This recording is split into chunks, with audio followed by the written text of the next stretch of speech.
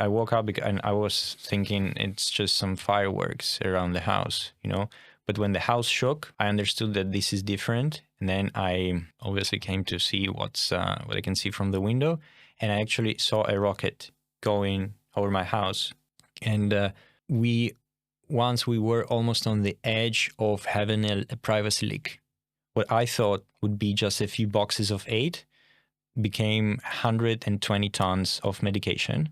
It might sound counterintuitive as someone that works for like an AI native workflow automation tool, but it's try to not have AI in your process first. Even delivering material to the frontline itself, it's a dangerous process, but it's not that difficult. It's not that difficult. If each one of those steps has a 90% success rate, combinatorics says the end result probability is not 90%. There are people who are falling through the cracks of the humanitarian system, and that's a fact.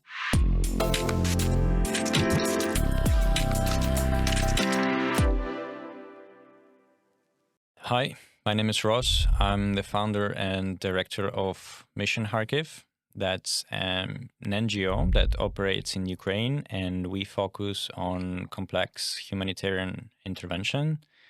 Also myself, I'm an ex-mathematician. I come from both academia and business world.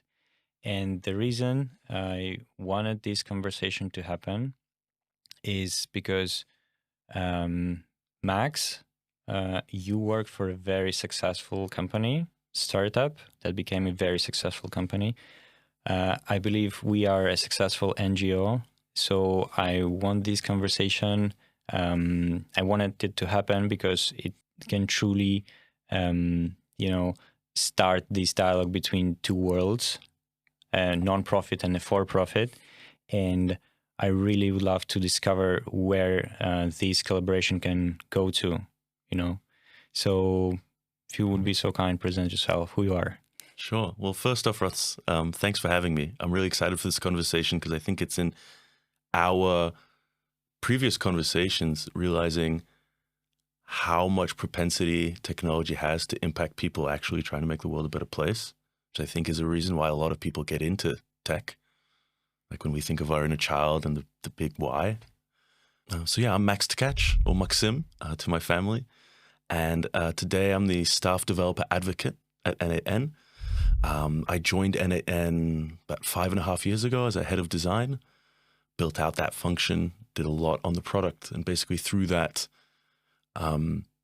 fell in love with the things our users do so much that I wanted to be part of that story more. And developer advocacy is working with users, telling their stories, unblocking them, getting them to success in various different ways. So I sort of transitioned into that in the last year and a half, and I've been really loving it.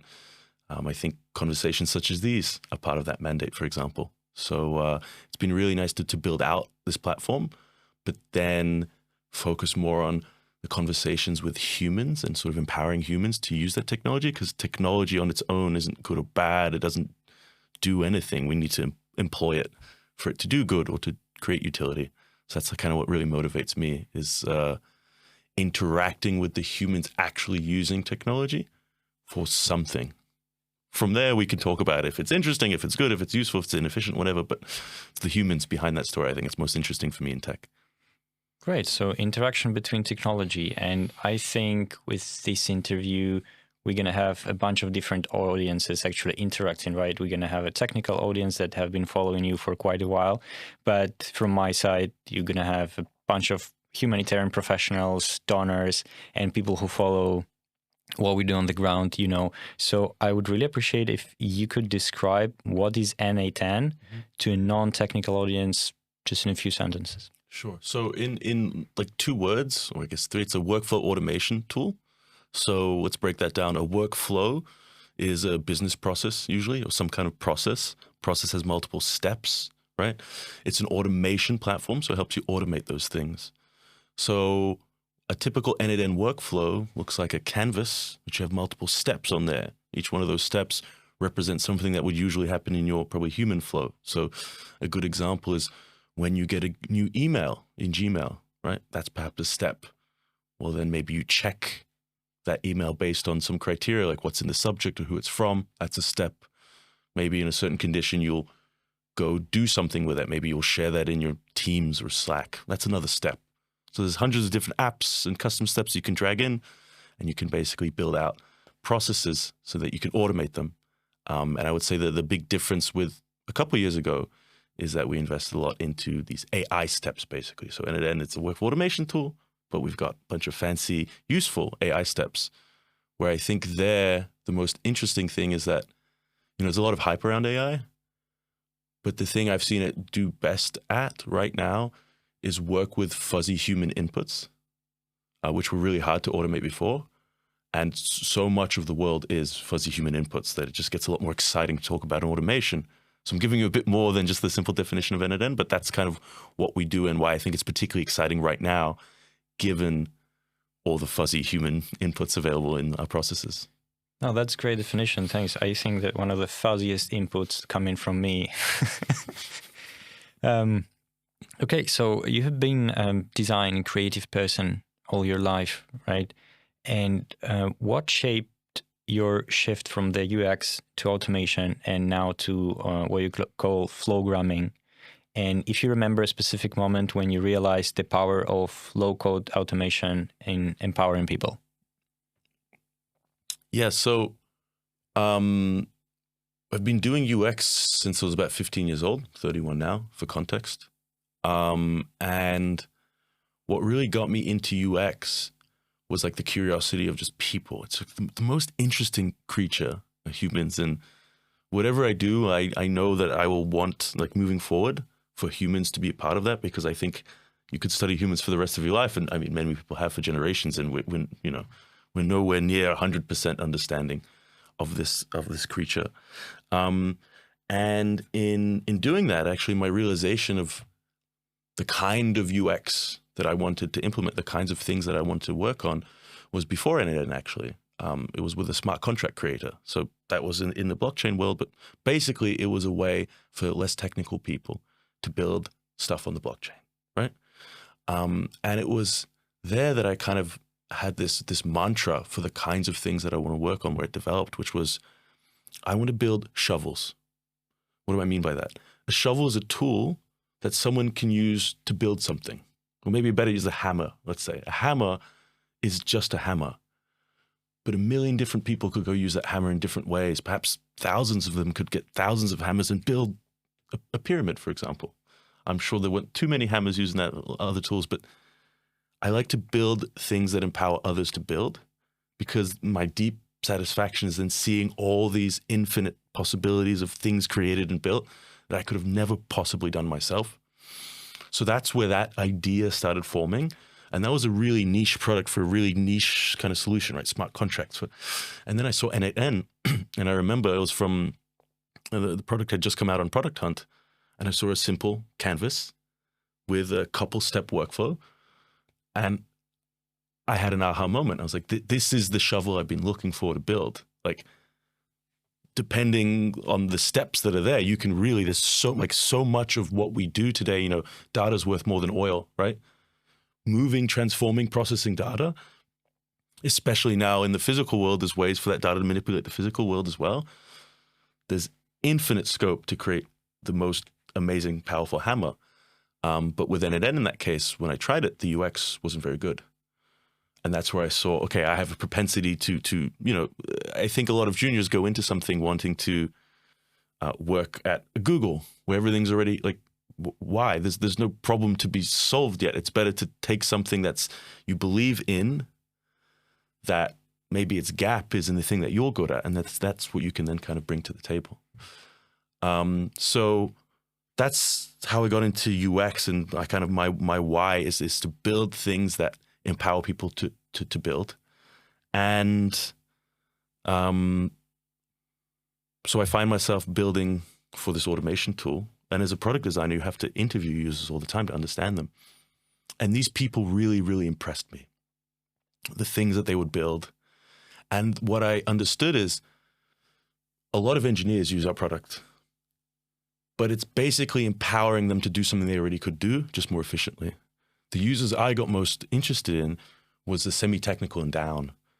I remember meeting, a plumber who at that time, there's this thing called the Dunning-Kruger effect. So the more you know about something, the more you know you don't know. He was on the left of the spectrum. He had very little information, so he assumed it was all going to be very easy. And I remember in this interview, I thought, he's probably going to churn from our product. He's probably going to leave the product. It's too technical for him.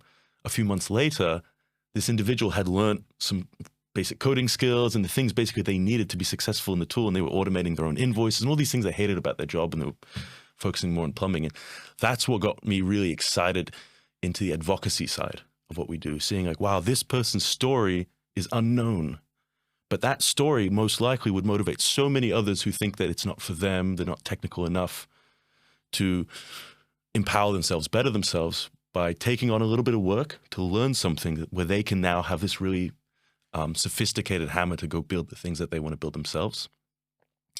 So that for me, it's like, I see the work I do today, it's not too dissimilar from that. It's still being very curious about humans and figuring out how to empower them. It's just a different product. I'm not longer building the product. I'm building stories that help encourage people to put in the effort to use the product. For me, it's at a very meta level. It's rather similar what I'm doing, just a different tool that I'm using to the product that I end up giving to people to consume. That's a great explanation. Like, you're helping to build a pyramid. I really like that. Yeah. What's like the biggest pyramid built so far? With NNN? Yeah. Geez, the thing is, the coolest use cases you can't really talk about because people don't want you to know about them. No, seriously. So I think I can say there's a nation state in Europe whose like cybersecurity runs on NNN. I can't tell you which, but that's a pretty big pyramid, I would say. You know, there was a lot of compliance checks, as you can imagine, to get through that. I think we were all really proud when we got through that. But I think for me, it's not necessarily the biggest pyramids there. It's the ones where the odds were stacked against that pyramid ever being built, and a tool like NNN empowered that tool to be built. So for me, it's a lot of stories of like people building something on the side when they got their 2 full-time jobs and their family mouths to feed, and because the tool made it easy enough for them to build, they were able to like not give up on that side project and launch it. And maybe it made a couple grand, a couple $100,000. Maybe it was a non-profit project, so money was never the goal, but it allowed them to create a pyramid that would have never existed without the tool. I think that's, for me, some of the most exciting ones.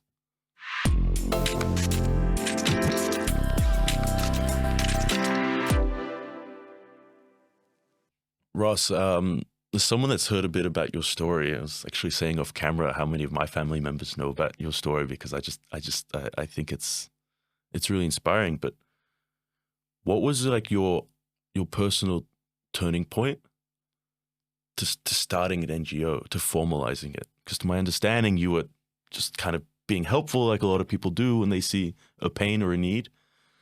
But yeah, how do you go from being a do-gooder to then like jumping the chasm and like forming an NGO in a country that's experiencing a full-scale invasion?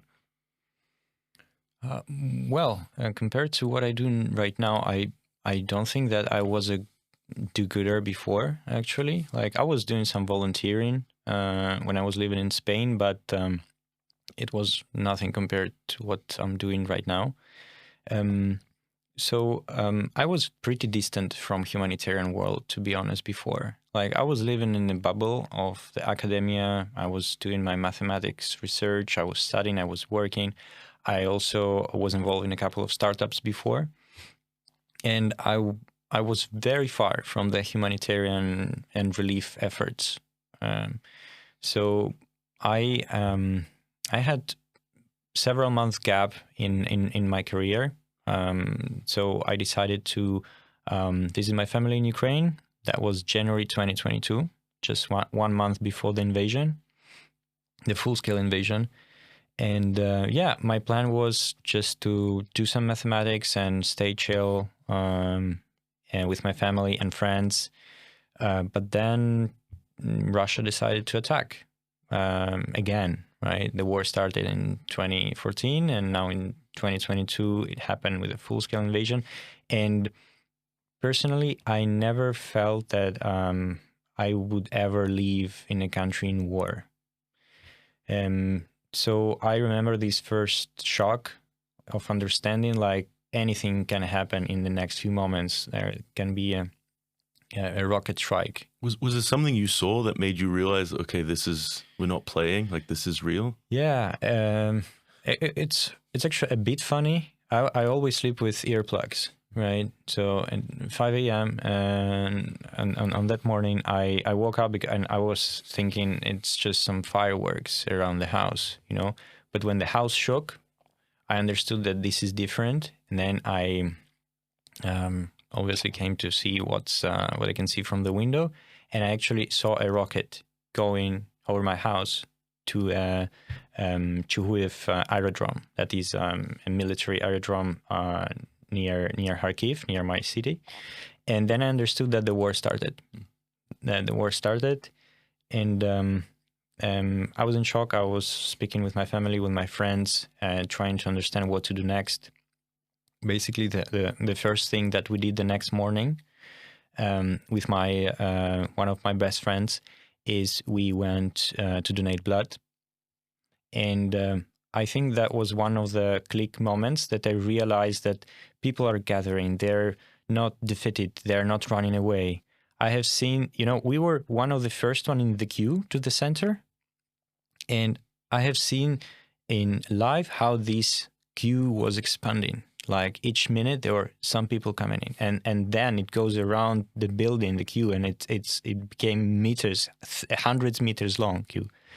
And then I had my friends from Ukrainian diaspora in Madrid contacting me like, hey, do you need help? And I answered them, actually, I don't need any help. Like, I can exit the country. Then they ask, okay, perhaps you do know who needs help. So the first thing that I did was I went to the basement of the multi-flat building that I'm living, and people were hiding in the basement from the airstrikes. And I asked them if they need any help. I managed to research some phone numbers for aid and early volunteers who already started on the second day. And then I had lots of friends that are doctors. So I went to the nearest hospital near my house, like it's 500 meters from my house. And I met with them and I said, hey, I perhaps I can get you some help from my friends in Spain. Give me your request list, like what do you need? And I was amazed. They gave me this list and it was very basic material. Then I'm a Spanish citizen since I was 6. So it happened that I was the only Spanish who stood during the heavy siege of Kharkiv. So unintentionally, I was the communicator to the Spanish nation, basically what's happening in my city. That is the second largest city in Ukraine. It was city size of Barcelona. So I had lots of interviews, and basically it was me going live with the request list from that hospital all over the national TV. And what I thought would be just a few boxes of aid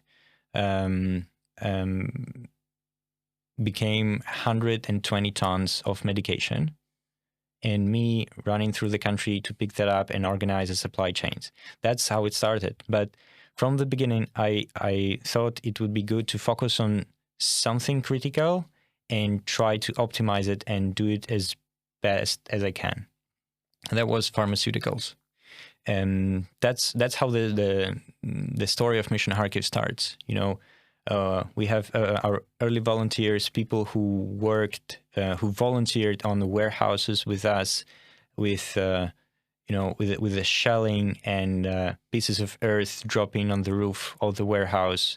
I remember there were a strike of a mortar that killed a woman that lives in a house nearby. So the team, their first thought was of the team was, where are our gloves to try to help stop the bleeding, So they went and tried to help her. She unfortunately died because of it was a huge piece of metal that penetrated the stomach, and unfortunately she died in an ambulance later on. And that was a great moment of unity. That's what I saw in people, and for me it was a really turning point. That was my turning point. I really understood that when you receive hundreds of emails with the support, and I remember I received this mail from I think a 70-year-old dad in Spain who said, "Hey, if I were younger, I was going to fight and I would, gonna help you on the ground, but I can. So my full support to you." And the turning point was actually understanding that this world is actually full of good people. Were you not of this opinion before this? I was very distant of thinking even about it, yeah, as a mathematician, you used to work with theorems and proofs and clarity. So very rational, right? Very rational, but actually you work with stuff that gonna be used perhaps in 1,000 years. Mathematicians are not engineers. Like, we're a bit more useless in this sense than engineers, because we are comfortable in our bubble. Like, we work in infinite dimensional universes and spaces, and we forgot about building bridges and doing something that you can actually touch. And that was another turning point for me when I saw for the first time in my life that that is a direct impact that I can do. It can be seen tomorrow, not in 100 or 1,000 years. Well, my topic is variational analysis for the ones who are familiar and interested. And I was working in stuff that will not be used, I think, in the next 500 years anyway. But still, mathematics, it's one of the most beautiful things that a human being can do in their lives, in the peace times, right? Not with war. Yeah, so I was very distant from the professional humanitarian world at that time. And I remember we received a request from patients of Oncology Center in Kharkiv when Oncology Center was bombed. And I hope someone else more powerful would be able to help them. But the request just kept coming for weeks. And okay, we sat with the team and say, okay, we must do something. Because, these patients, like, what can be worse? Like, you have a terminal disease, basically, and you're in war and you don't have even any mean or a channel to request help. Like, you don't know where to go. So our purpose was to bring people out of the country, the ones who cannot receive their treatment inside Ukraine, and bring medication in. And do you mind if I ask? I think for us who are completely ignorant of how this landscape works, is the Red Cross not supposed to be there, or isn't it meant to be NGOs already there? What was missing that Ross had to come in, basically, right? And yeah, Red Cross was there, and the UN were there, and volunteers were there. There is a problem with the traditional humanitarian system. I understand it now after 4 years of being oncology. Non-communicable diseases are not usually considered part of the acute humanitarian emergency phase, what we call, right? That's part of the development programs that runs for years. But in an acute situation, like you have a disaster, war, it's not part of the response, because these medications are costly. This is sophisticated stuff. This is what I call now complex humanitarian intervention. So Red Cross is not doing that. Not to say anything wrong, they're doing their job, but there are people who are falling through the cracks of the humanitarian system, and that's a fact. Like, everyone professional admits it happens. So, as I'm a mathematician and I love complex problems, I think that triggered something in me, and I think these people should not be left behind, even in such a crisis. And I gathered a wonderful team, because oncology stuff, it's a complicated stuff, and I have nothing to do with medicines or oncology. So we were ignorant of how the traditional system works, and I think that worked for us very well, because we were just thinking rational, like, what can be done? Okay, let's write a concept note. Let's try to help these people and request aid. So we try to push on through all the channels, and a huge success came, I think, in 6 months when we received a $35 million worth of donation in chemotherapy. And that was the first success. Like, we understood that was the first success. And then I started work on logistics and operations to become as independent and sustainable as we can. Like, for example, a part of being a huge amount of money in medications received, but it is also a huge volume. And this medication is what we call cold chain medication. It must be maintained between 2 and 8 degrees Celsius in a city under siege, which any place in the city can be bombed. So what do you do in that situation? We started looking for a warehouse to rent, or there was a second floor, or there were no generators, or we could not have a 24/7 access. So we rented an old room in an old Soviet building that was actually strike-proof, and we constructed what we call right now the bunker, which is an autonomous cold chain warehouse where we store all our medication, and we actually use Na10 for that bunker because we automate the launch of the generator. We see online the humidity sensor, the temperature sensor, everything that is with the help of Na10.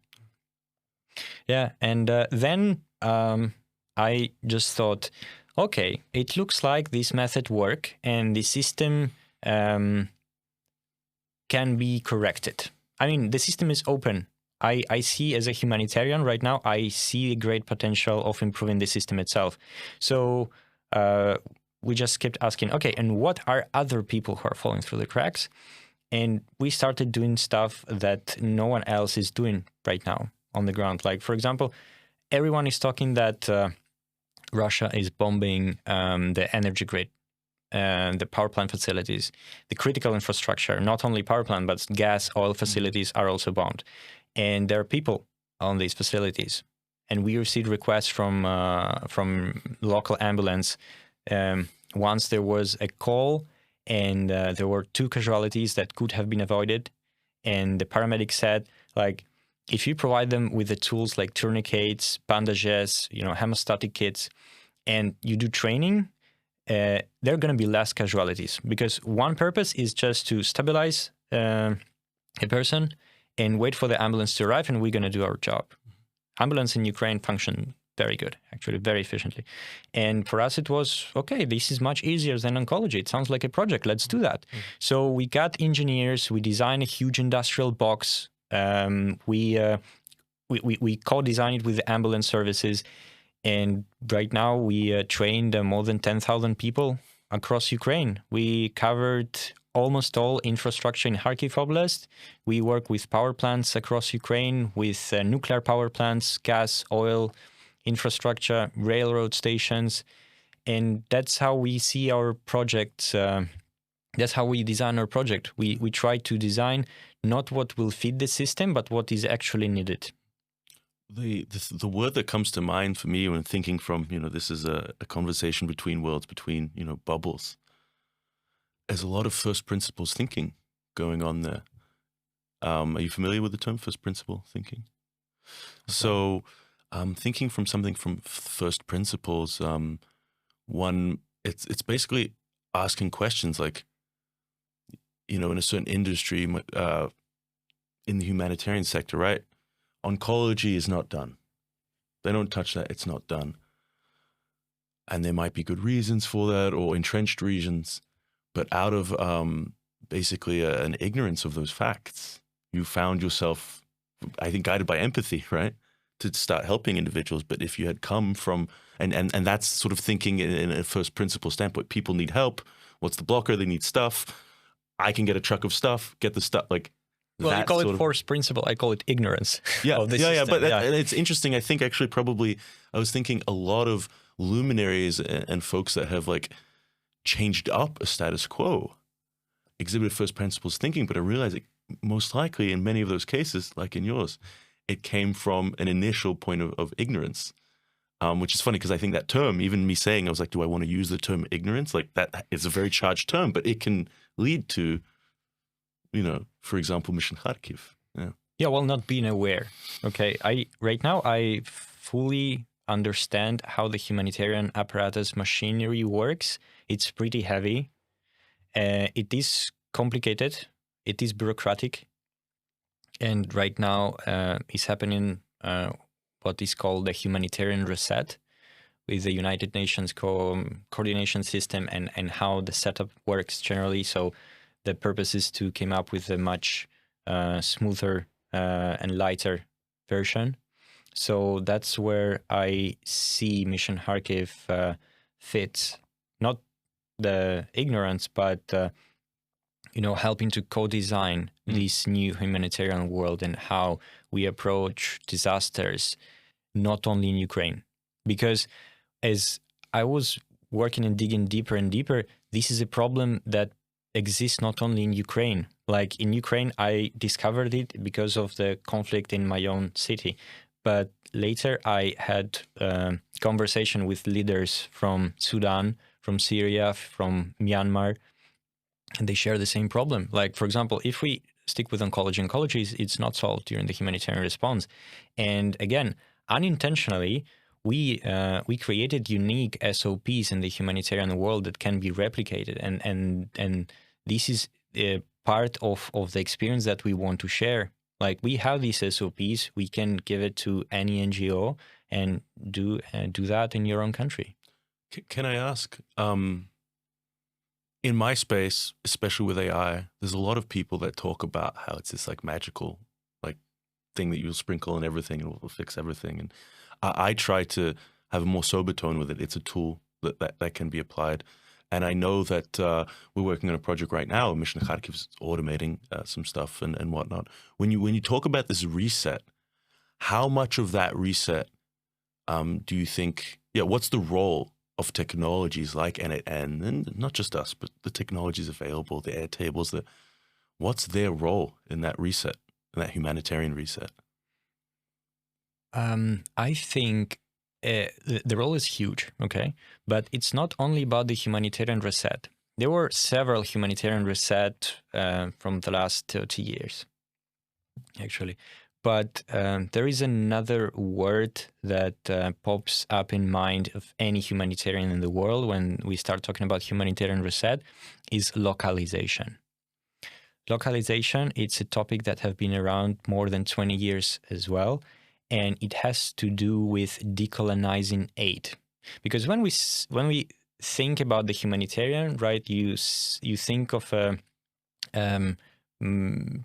particularly Western person dressed in this brown shirt, right, and that arrives to a country trying to help, but without actually asking what is needed. But they already came with some aid that they thought it will be needed, right? It is a basic example, but how this colonized aid is perceived, right? So the talk to decolonize, it means to localize aid and just enable local responders, because they are the ones who know how to better help themselves at the end.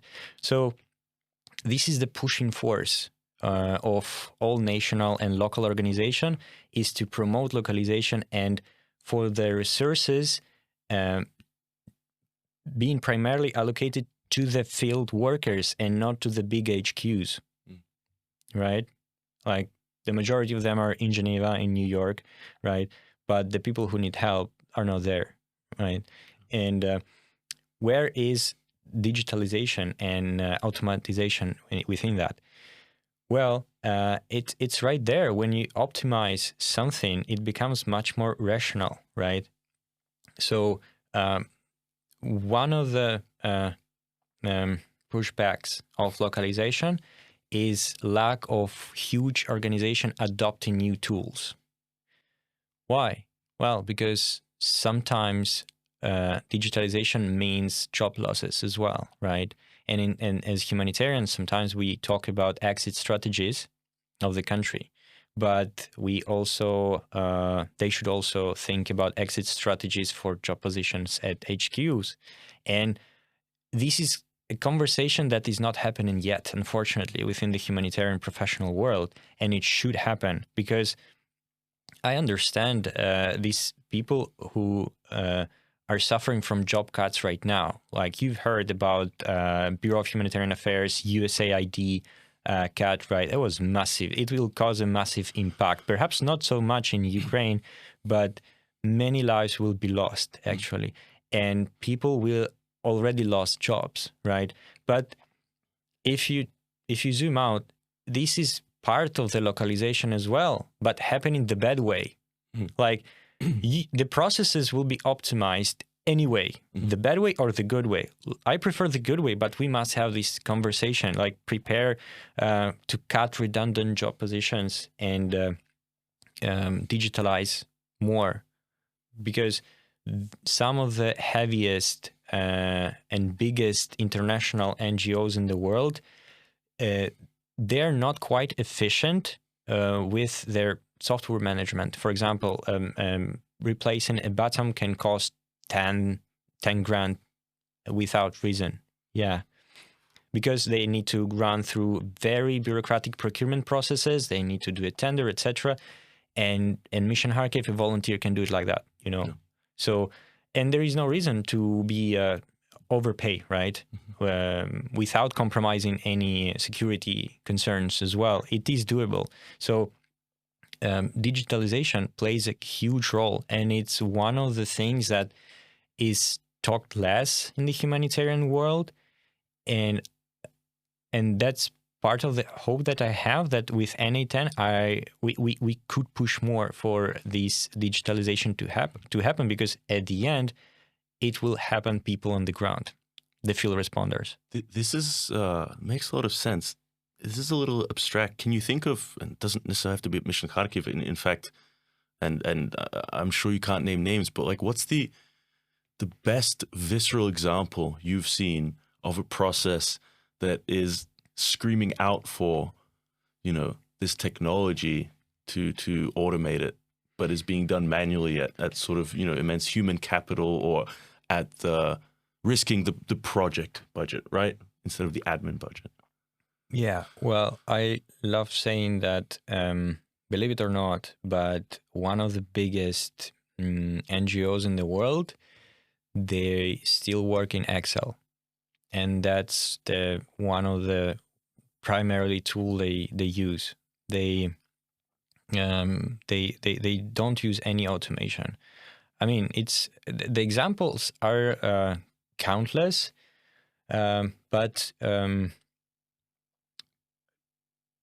to name one, I would say procurement procedures, for example. They're very heavy in a big NGOs that involves a logistical department. Just like for like medicine and food and that kind of stuff? Yes. It is overcomplicated, and it is done manually mostly all the time, right? So this is one of the things that could be definitely optimized.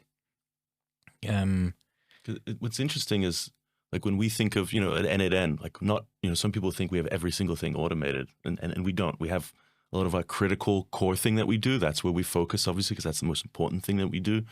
And you would think, for a lot of NGOs, I could imagine, like, delivering medicine or food, that is the core main thing. And so to hear that even that is just purely manual, and in my bubble, Excel is manual, right? Some people would say, no, that's digitalization, but I think that's basically knowledge workers' version of manual work, right? Yeah, we're gonna talk that in the third part, actually. Yeah, skipping ahead. No, but it's a great topic. I really like it.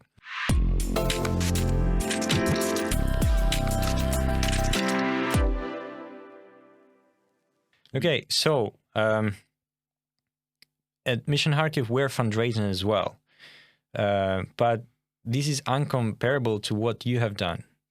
NA10 just raised $180 million in 1 year. Your evaluation is 2.5 billion. How do you do that? pretty mind-boggling as well. Like I remember when there was 4 of us in a room, and we actually we had the cheapest IKEA desks possible used. We were bought used. And I think the very first thing when I think of our leadership, I think of Jana, CEO, not in it for the money. I think one of the first things is having an intrinsic mission, and actually, a lot of organizations say they have a mission. But our mission is to allow people to sort of solve their own problems at a very high level, and problems with data, right? But I believe Jan is truly motivated by that, because there have been offers to buy it, and as you can imagine, on that kind of trajectory. So I think that's one of the first things is, if it was someone was in it for the money, then we would have never gotten here, because we would have just sold, and there'd be a handful of people on a beach perhaps, right? Great, we built a company, we exited, that's what you're supposed to do. So having an intrinsic mission there. And I think the biggest thing there, especially as we think of like what is a transferable learning for other groups, is community. I think that's the one thing. It's similar to SEO. Everyone says you should invest in SEO early because there's no quick hacks and it happens over time slowly. Exact same thing here. And I think a great example of that is what happened around Christmas 2024. Around Christmas 2024, a lot of people had FOMO, fear of missing out, around AI and their jobs and their career. They had time at home over the break, and they would ask their LLM of choice, what do I learn? And it recommended N8N. Why? Because where a big training source for those models is the likes of Reddit, where you need hundreds of thousands of people commenting on something, and then if that's the training data, then that's the truth, right? And at least my theory is that community was instrumental there in having hundreds of thousands of people talking about it in a positive way, and from lots of different lenses as well that got it there. So it's a really simple answer, but there's a lot of tactics I could point to that's really relevant, maybe if you're like in a product-led startup. But I think the thing that's most transferable to anyone building anything, be it humanitarian, be it a VC-funded startup, be it some community project just for your community that has no sort of altruistic goal like that, it's the community. And I think it's particularly relevant advice as well because of how almost everything else is trending towards being a commodity. It's like the tech. Like we just released a AI workflow builder. You can type out a text and it'll generate a workflow. Is it perfect? No. Do I expect it to get a lot better? Yes. So the building of workflows is something that today sometimes is, some people get paid, $200, $300 an hour for, will trend towards commodity. But community building, real human connection around something. I mean, up until recently, I think even still, word of mouth is the most powerful. With all the money that we have, and word of mouth is still the biggest ways that we get new users because people love it, like fans, and share it along. And I think it's creating adoration in your product. Like I'll meet with some users and they'll give me 20 reasons of things they don't like in N8N and end with, but I love it, by the way. I'm just telling you this because I want it to get better. That's an amazing place to be. People having a list of deep opinions on how you should do your thing better, but then still loving it, I think it is a great place to be. So lots of different things, but I would say community is the one. It's important, not urgent. It's indirect in measuring it. So a lot of people like to avoid it, especially if there's some head of something and their job is to grow something by 8%. It's a lot riskier to invest there because it's harder to point to. My efficacy is right there. But it's the thing I think probably every organization can invest more in. Yeah, but now you're growing and scaling in an enormous rate, right? And that comes with the scaling pains, right?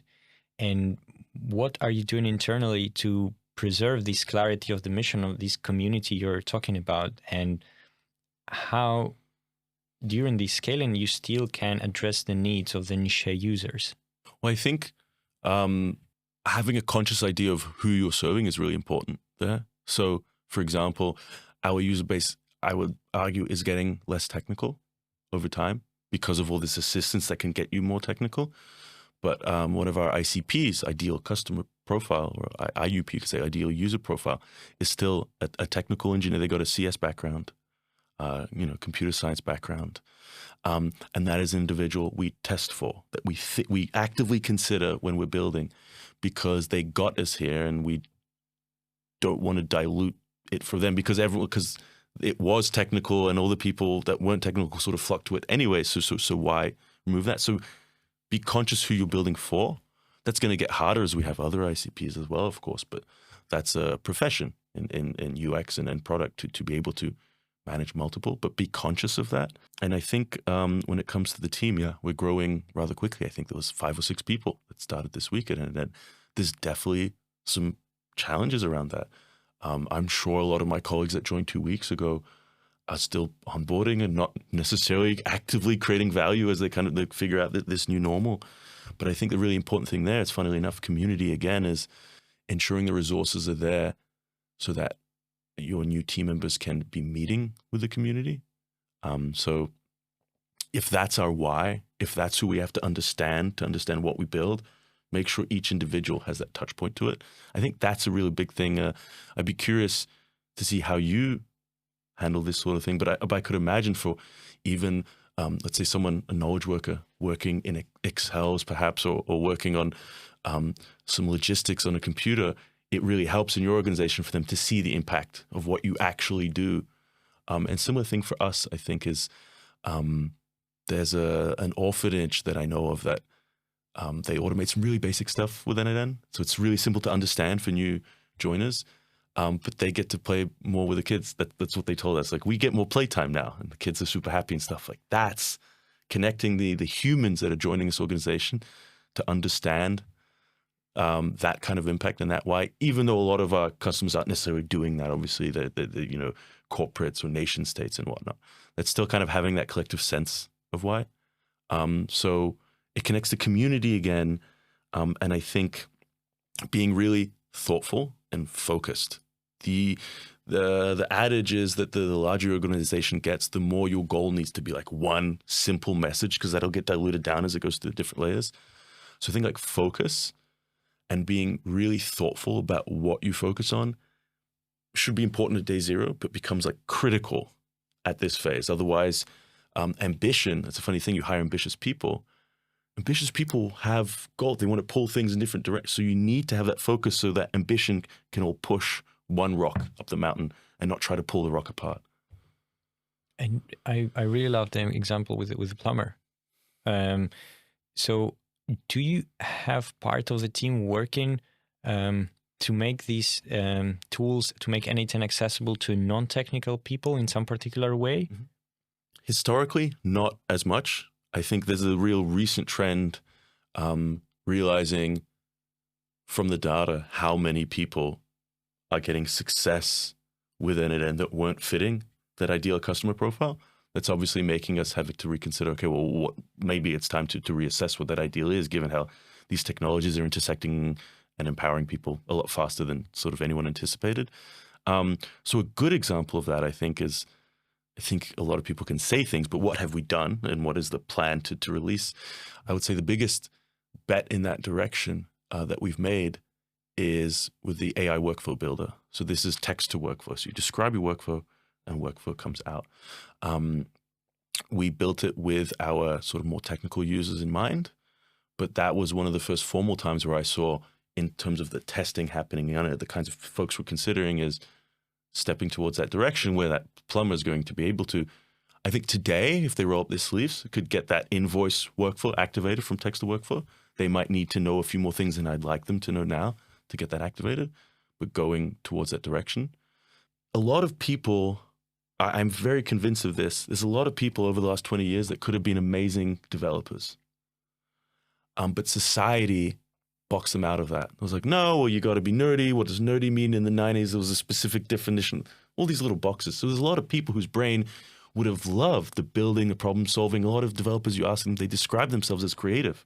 I think it's a different kind of creativity from painting and whatnot, but there's a creativity to that problem solving and stuff. I think what we saw here is how many people see the interface as natural language for this stuff and go, oh, I think I could do this. They could have done that, but it's that I think I could do this that gets them way further than any actual aptitude they have or don't have. So I think for us, it was like a lot of people in tech are doing right now, but realizing, okay, the people believe they can do this. Let's make sure that interface is there so that we are one of those vendors where people think that they could interact with our tool and go create and believe in themselves and then go build, that plumber can then go automate his own problems, etc. Because again, AI has also been around for a long time, or machine learning. That the interface is human natural language, I think is the real thing that's exciting about it. Not the fact that it's sentient in some ways, and I mean it's a prediction model, right? But I think that's the real exciting thing about this technology, is how many people feel like they'll be able to get in the sandbox and do something.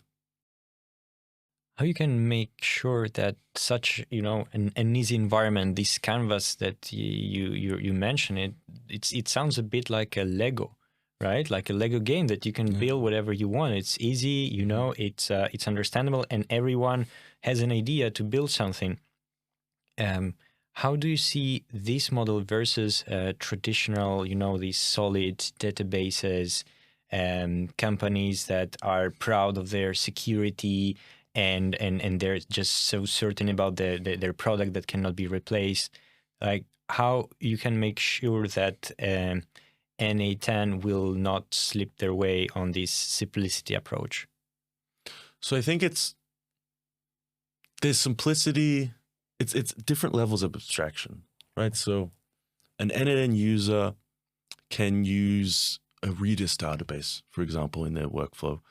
That is, to sort of simplify things, that's a database technology you're probably going to want to use when you're thinking at high volumes, you're thinking about data redundancy, perhaps that database is even living in multiple regions, this kind of thing. So there might be quite some complexity to your Redis database setup, your installation. I mean, it's something that someone could one-click online, or you could have a whole team of people across the world managing something that can handle millions of data points, right, per day. At the end of the day, in an NNN workflow, that might be abstracted into a simple web form. Create a record, right, what to populate in the record, drag and drop a few fields.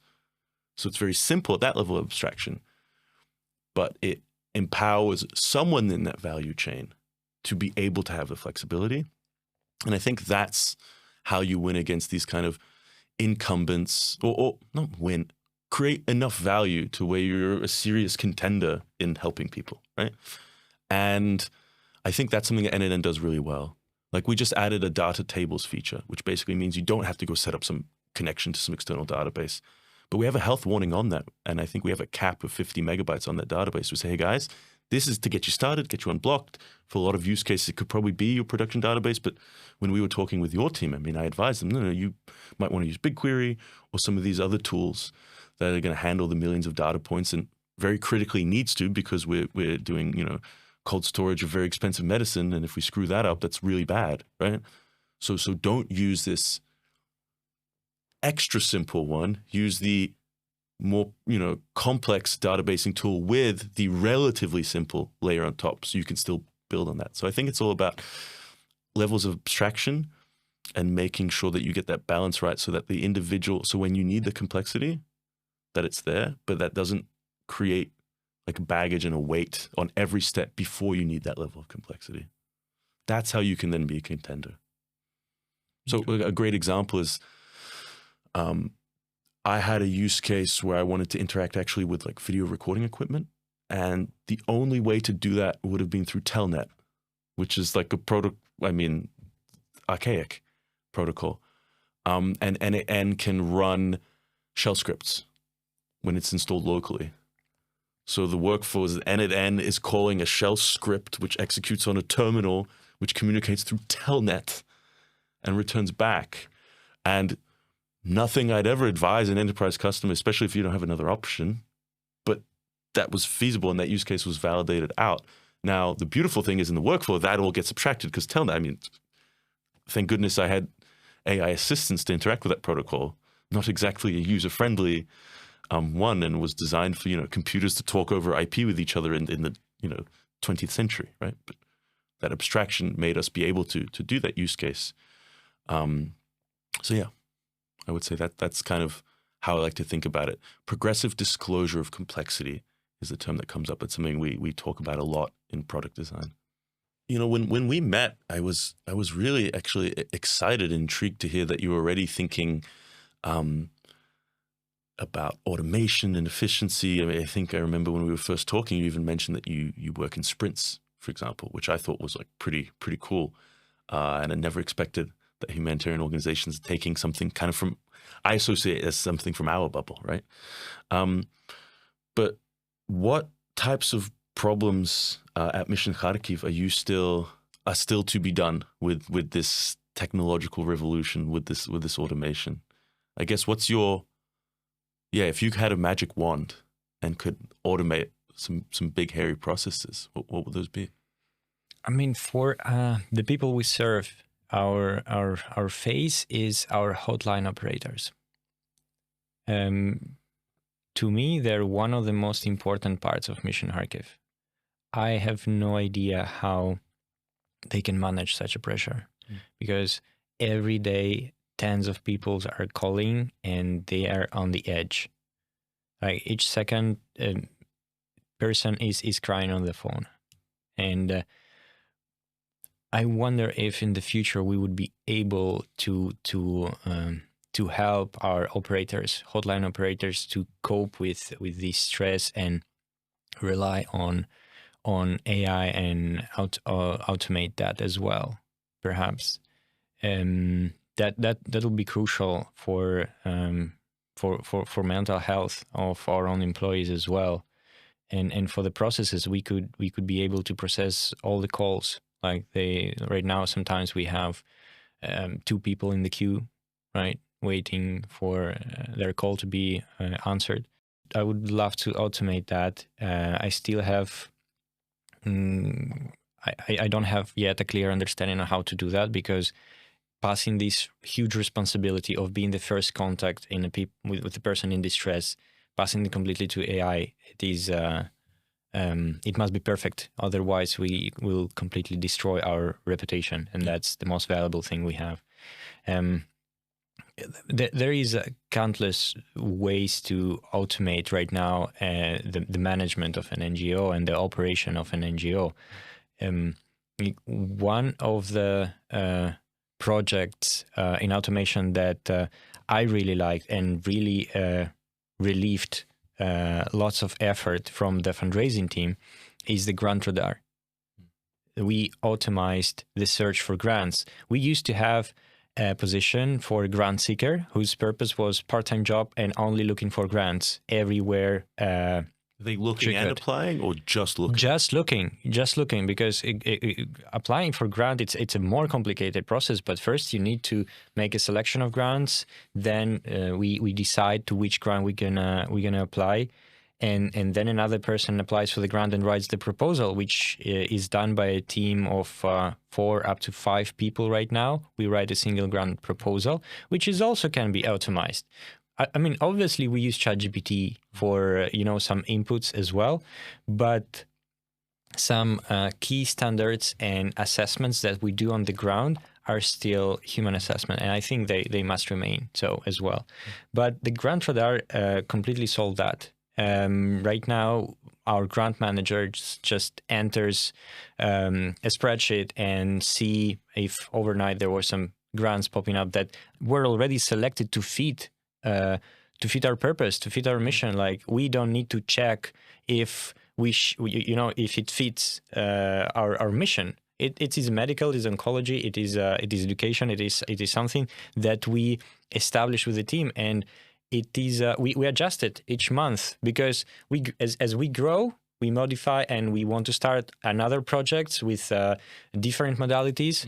Because we don't do only oncology right now, so we modify the grant radar, and it's just a great tool that we use every day. And it how really long did that, like, just for context? So, like, this is something that you said someone part-time was doing this, like, day in, day out. How long did the grant radar take to build? I think it was 4 days. 4 days. Yeah. 4 days, and then a couple of weeks to learn it and to adjust. Yeah. But it is very simple. It is simple, and it works. And our grant manager says that it saves her 2.5 days per week. Per week. And this person's part-time, right? So that's basically, it saves them their whole Yeah, like right now we don't have a grant seeker. We have only grant manager, but she said, okay, if I would do that because searching for grants manually, it's a difficult process. You need to check embassies, you need to check grant aggregators, you need to check other webs that are available, you know, and constantly monitor that, and you can automate that. And it was one of the best decisions that we made. Yeah. So one thing that's interesting to me is in talking with some of these NGOs as part of some of the work I've been doing for NNN to try and help automate some of their processes is they always talk about this like painful push and pull behind like where to put budget, right? And so because at the end of the day, the organization exists to do good. So, and I think this is something that you told me as well, that the whole goal is to try to reduce admin to basically zero, because the whole goal is to help, not to self, fund, right? So how do you choose where to invest this like limited funding between like the people, tech, time, projects, like just to get in the head of director has to make these decisions and has to choose what gets funded? Yeah, basically I choose whatever gets us closer to sustainability.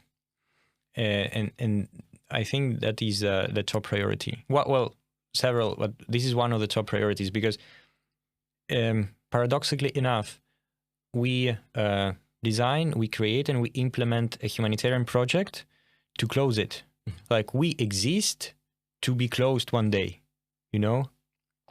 But until this day arrives, I must design and manage the team in a way that is sustainable, that no one feels disattached improperly, right? And the core team must be sustained in order to create this project as efficient as possible and close them as efficient as possible and identify a new gap, right? So I am investing in anything that gets us closer to this independence, because sustainability to me, that means, first of all, independence. We do want to be independent from grants and from traditional systems because we are doing a non-traditional response, right? It is true we are fighting the admin costs, right, to reduce it and to become as efficient and innovative as we can, and all parts, they merge into this sustainability effort that creates this core team that identifies the problem, fundraises, implements the project, and starts again the cycle. So I invest in everything that allows me to cut anything that is not relevant. And sometimes is to hire a new professional, which is one of the best capacity builders, right, for an NGO, is when you get someone professional, right, in your team that can get you funding, that can get an innovative approach to the project, right? I really like to hire people who are not from the sector sometimes, Fresh perspective. Engineers, pharmacists, non-humanitarian stuff. We also have an outstanding humanitarian professionals who are not just there for a career, and it is also like very difficult to spot on in people because, as I mentioned, a career of humanitarian can become bureaucratic and can become just like another career. You go from cabinet to cabinet, from office to office, and you're sitting at HQ and just doing office stuff, right? And you just waiting on how to be promoted in the office ladder, right? In humanitarian organization, you need compassion. You need I'm constantly searching for this motivation to help other people and to create something new, because something new and something efficient that provides a relief. And sometimes I see this in people that are working over shift, right? They're completely over the time, but they're self-motivated. And that is one of the main boosters for sustainability as well. Like I don't need to motivate my team right now, That's what That's what I really like. They're almost self-autonomous right now. They don't need me. I just coordinate and talk with other NGOs, and partners. So that I'm investing in skills of my own team. Like anyone, they understand that if they want to learn a new topic, and it doesn't mean to be programmatically designed for humanitarians. If you want to learn anything else that you feel can contribute to your skills, you want to learn Spanish. Okay, great. We have a lot of Spanish donors. Perhaps you can talk with them later. Yeah, so that it just keeps people motivated and this core team sustainable. And it's multifactorial. I cannot name like just workshop for capacity building, hiring more people. It depends on the situation, but the purpose is to make it sustainable and as efficient as possible. One thing I think of when I think about intrinsically motivated individuals, I think of sort of myself at NN, that very often was like the extra hours put in was because of the intrinsic motivation of the mission and not the salary. And I can imagine that's even stronger in an organization such as yours, given that mission is so important. It would seem that for the director or management, if someone is intrinsically motivated and there's a lot of grunt work to their job, like they will do the grunt work. It's boring, it's soul crushing, it doesn't matter because there's intrinsic motivation for the good. So it seems like almost even there, it's even more important than in corporate that you as leadership are sort of identifying these like soul crushing moments that they'll go through because they're intrinsically motivated, and to kind of help alleviate that. Because as someone like, I could work sometimes 60 hours in a week, and if I do soul crushing grunt work, I will be exhausted. If I'm doing something inspiring that I know needs my brain, I might feel a little physically tired, but mentally I'm great after that because I was doing something there. And basically it's like this duty of care. I can imagine you feel it sometimes, to sort of defend them from burning out from themselves, from their own motivation. And I personally have seen technologies like ours really help with that. But it takes quite a concerted effort, especially from leadership, right? To enable people to get there, because it happens like that one use case you mentioned, like 4 days to build out, but weeks to get it working with the person actually using it, probably involved in that process as well, I imagine. Yeah, it's funny enough that you mentioned, well, first of all, I disagree. Grant writing, it's not a boring process. Okay. No, but the searching for them, no? The searching is, the searching is, but the grant writing process, it is tedious. It is tedious, but it can be actually very creative, because basically the whole idea that you're going to implement, you need to put it on paper in a language that high professional individuals will read and score. They give you scoring on that proposal, and depending on that scoring, you get the grant and you get to implement your idea or not. It's quite complicated. Yeah. The idea is that in almost any role, there's this mix of like grunty tasks and then the ones that really need that brain power, and that a motivated individual will go through both of those tasks because they know they need to get to the end. But how it's like almost more important if you're managing intrinsically motivated people to keep an eye on, because you know that they will do both anyways. And I guess as someone who's managing them, you want them to ideally spend more of their time on that, the less grunty tasks, right? The ones that require the human mind to get that good score on that grant that they ultimately submit, right? Yeah, exactly. And it's actually, you mentioned the term duty of care. It's actually a big thing in humanitarians. I think in humanitarian workers are quite more a knowledge of what burnout is than perhaps other sectors, because it is a thing, partially because of what you're saying, like you're causing impact to relieve people's suffering. And it is very often you forget about yourself in all of this. And one of my strongest beliefs, and I tell it to my team, is that you need to take care of yourself first if you really want to help. Because you will not be able to help if you are not safe, if you're not okay. I'm sure that I would not be able to start and run Mission Kharkiv if I would not be okay, right? I would request in help myself, but like this, I said, okay, I really can do something for someone else. So it's very important to take care of the team.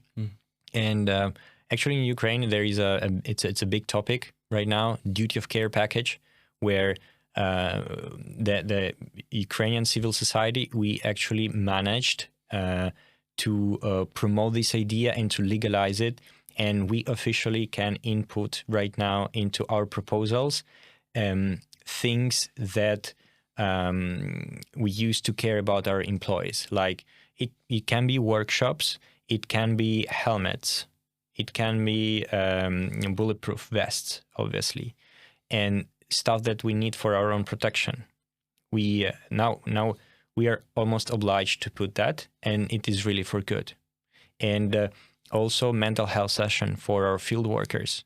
It's very important, and we can include them for now. So we do have this duty of care package. But I mean, also we cannot compete with big NGOs with the social package. So this is also part of me managing the team, is as I cannot compete with big NGOs with multi-billion budgets per year, I try to create this motivation and the feeling in each of Mission Kharkiv worker their importance, that they are important and they are causing a real impact that they cannot do somewhere else. We had employees that actually went from Mission Kharkiv to work in a big company and have returned. And I asked them, you don't feel like a small piece in a huge mechanism with us, right? And that's again where automation helps. We cut redundant positions, and it allows to gather these true pieces that really work, you know? If you automate all the grunt work, everyone that remains working on important tasks, I guess it's like an extra like evidence. It's like, no, you're so critical here. We are an organization that's embraced all the possible technologies that could automate us, and you're still here. You are so important to what we do. Exactly, and it's very important to save these people with you, you know, for them to remain at the core. This is very important, and this is one of my sustainability goals is to shape the team in such a way that only motivated, highly skilled, and people who really want to cause impact remains. You know, when you were talking about duty of care, I thought about where I actually was in the first days after the full-scale invasion.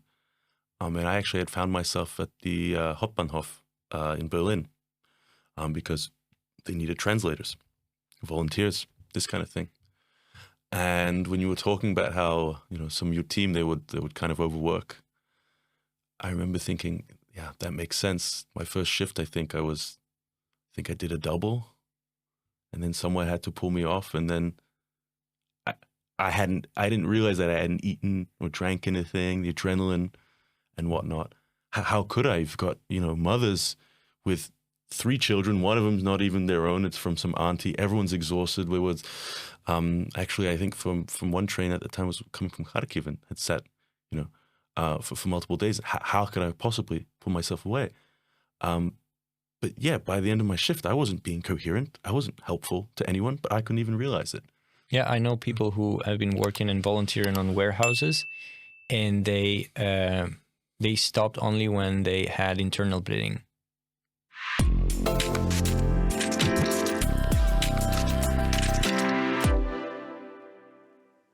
So with more and more workflows being automated, how do you balance this flexibility and control and avoid these black box AI decisions in automation, and how you make sure this human in loop control? Mm-hmm.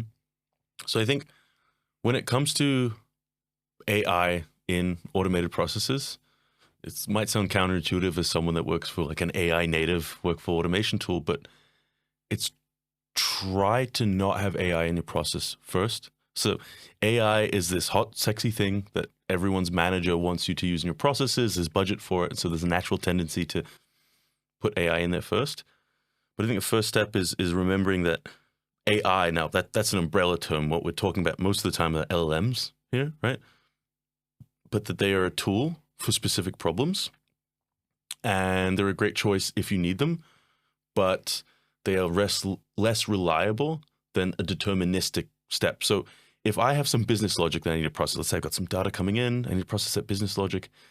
If I can convey that business logic through a bunch of conditional statements, so if this condition, then do this, else that, if else statements, I shouldn't do that in an LLM. That's a probabilistic system.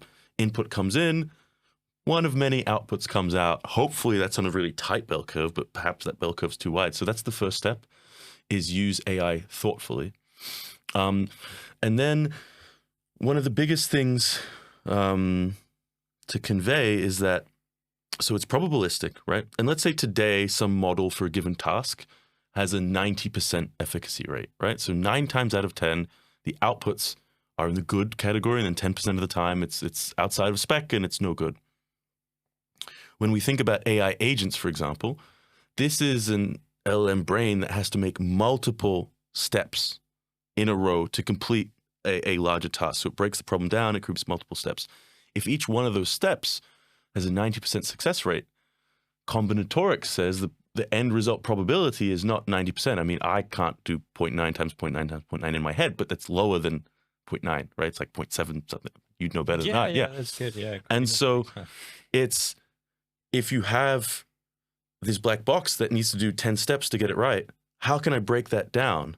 Maybe these 3 steps don't have to be in the box. They can be deterministic steps that will run predictably on every single time the same input. Great. I've now removed some of those jumps.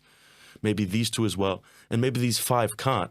But maybe within those 5, I can add another mechanism. Human in the loop is something that you mentioned. So human in the loop, for those that don't know, it's basically that thumbs up, thumbs down when your AI gives you something. It's giving feedback to the AI system. And that feedback, if you assume that the human is 100% right, which isn't always the case, but let's say we're far more confident on that human for that step, we can reset that probability. If the input's going in, we say have a 100% chance of being correct based on that human, which it's probably more like a 99.9, right? But we reset that probability. So I like to think of it, any task that needs to be done, there's going to be n number of subtasks to complete that task. Each one has a probability. How do I remove steps from that black box so that there's less steps going on there? And then from there, it's basically where are the models and the technology of today? How many steps versus, and combined with how important and critical is this task? What's the percentage that it can fail? And that's how I kind of think about it. So the best process, and some of the most valuable organizations running for enterprises today are 4 or 5 steps that have no AI in them. Very simple, very, very reliable. And then you layer in AI. And from practical experience, the best opportunities for introducing that AI in, where the benefits outweigh the black box lack of exact deterministic outputs, would be when you're dealing with fuzzy human inputs, right? Sentiment analysis is a great one. I can't write an if-else statement for any arbitrary text that's come in to understand its sentiment. But if the end result is to say if this text is positive or negative, because maybe we're going to need to reply to someone based on that, that's how I can start going about doing that, if I break it down. And that's quite to my next question. Like, when AI agents become more and more efficient, right? What is lost when the human step is removed? Mm-hmm. So I think there's a few things we need to be, because right now I think AI agents aren't sophisticated enough. We're applying them to problems where we really approach potential moral issues and whatnot. But I see kind of like two categories. The first one is LLMs are not great at novel idea generation. It's not just in creative spaces. We need novel ideas across different roles and whatnot. If we start seeing them be very efficient and reliable at what they do, there's a risk that we start applying them to these problems or tasks that actually require novel idea generation. And thus there will be a relative stagnation, right?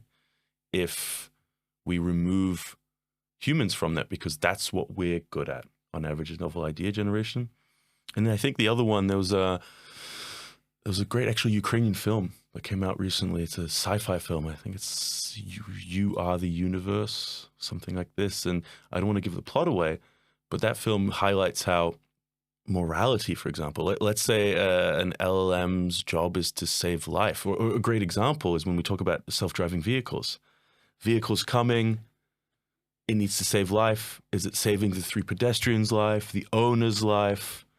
That's a moral question that we get into there. So I think when these AI agents get so effective that we start giving them problems that have that sort of moral angle to consider, that's where it could get a little bit dangerous. And that's where I personally would like there to, even if these AI agents are able to handle those things, that we still delegate that to a human that has a sense of morality, for example. Because at the end of the day, this is a prediction model that's trained on the amalgam of our thoughts, which isn't essentially, which is very far away from a moral compass, so to speak.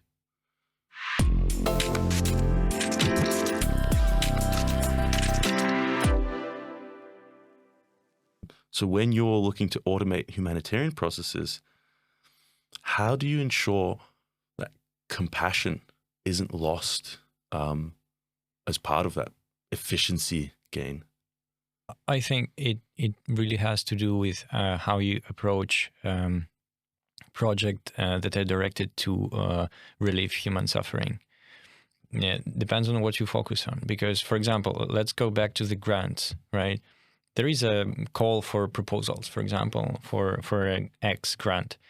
And it's really tentative to just write a proposal that is a perfect fit for this grant, but not necessarily perfect fit for the people you're going to serve. Can you expand upon that? It's pretty common, actually. It's pretty common that we encounter call for proposals that we see are not going to be relevant for the people on the ground. Because a call for proposals is usually organized by an entity, but the restriction comes from a donor. So basically, donor decides, I do want to donate to a very specific cause, right? And then the entity who runs the call for proposals is limited by that. And all the proposals that are sent not necessarily are reflecting the needs on the ground, but just their ability to write a grant proposal in such a way in order to score more, right? So compassion is not lost if in the very beginning you look for the actual needs on the ground, and that so far cannot be replaced by any AI model. You need to go to the field, you need to talk to people, right? And this is the hardest thing, actually. This is the hardest thing. Even delivering material to the front line itself, it's a dangerous process, but it's not that difficult. It's not that difficult.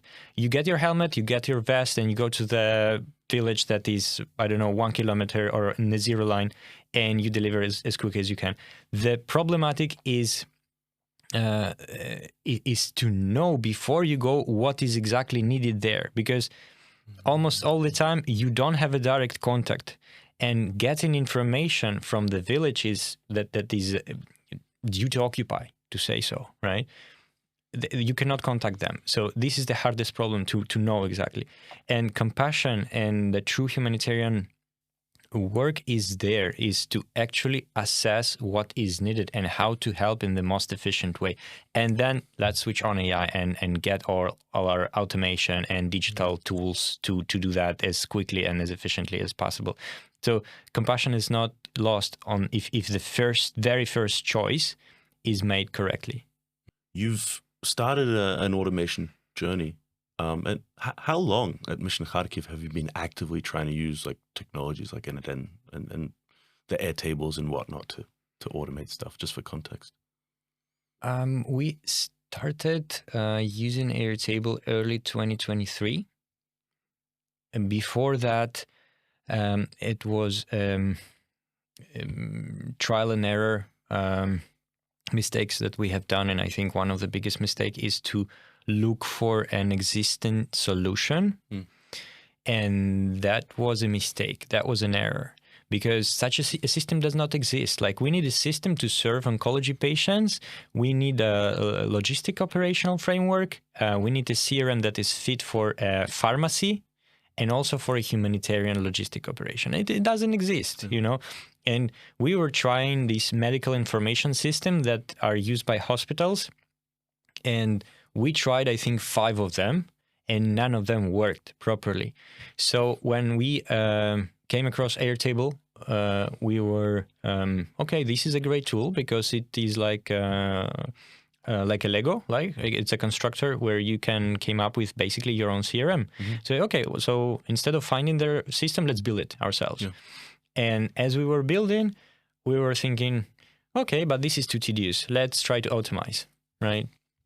And then we, that's how we came across with NA10. Like, that was our path to NA10, actually. And so in that journey, because you know, you're dealing with rather sensitive information. I think in the you know, European GDPR context, that there's nothing more sensitive than medical information. It's in that top tier.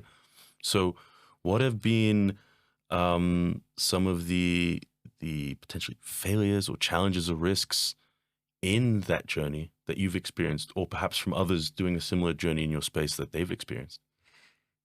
Yeah, you're completely right. We're dealing with very sensitive data.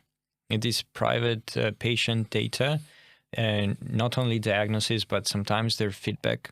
Sometimes they get us feedback about the system itself, their personal feelings, you know. And once we were almost on the edge of having a privacy leak.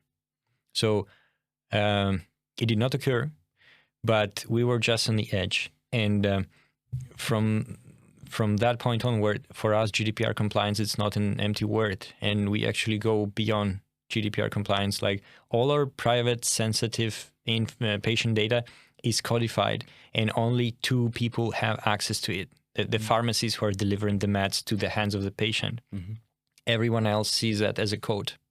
So even our donors, they see it as a code. Part of, I think, our success and the trust that we have is that we offer complete transparency. But and this is how you balance complete transparency, but also not sharing sensitive data. So our donors of medication, for example, they see, like, per each invoice that we got, we send our report to donors. They see exactly which package of individual medication with which serial number, which expiry date, went to which patient with which cancer type, when was the delivery, and how many deliveries there were. And all that in real time.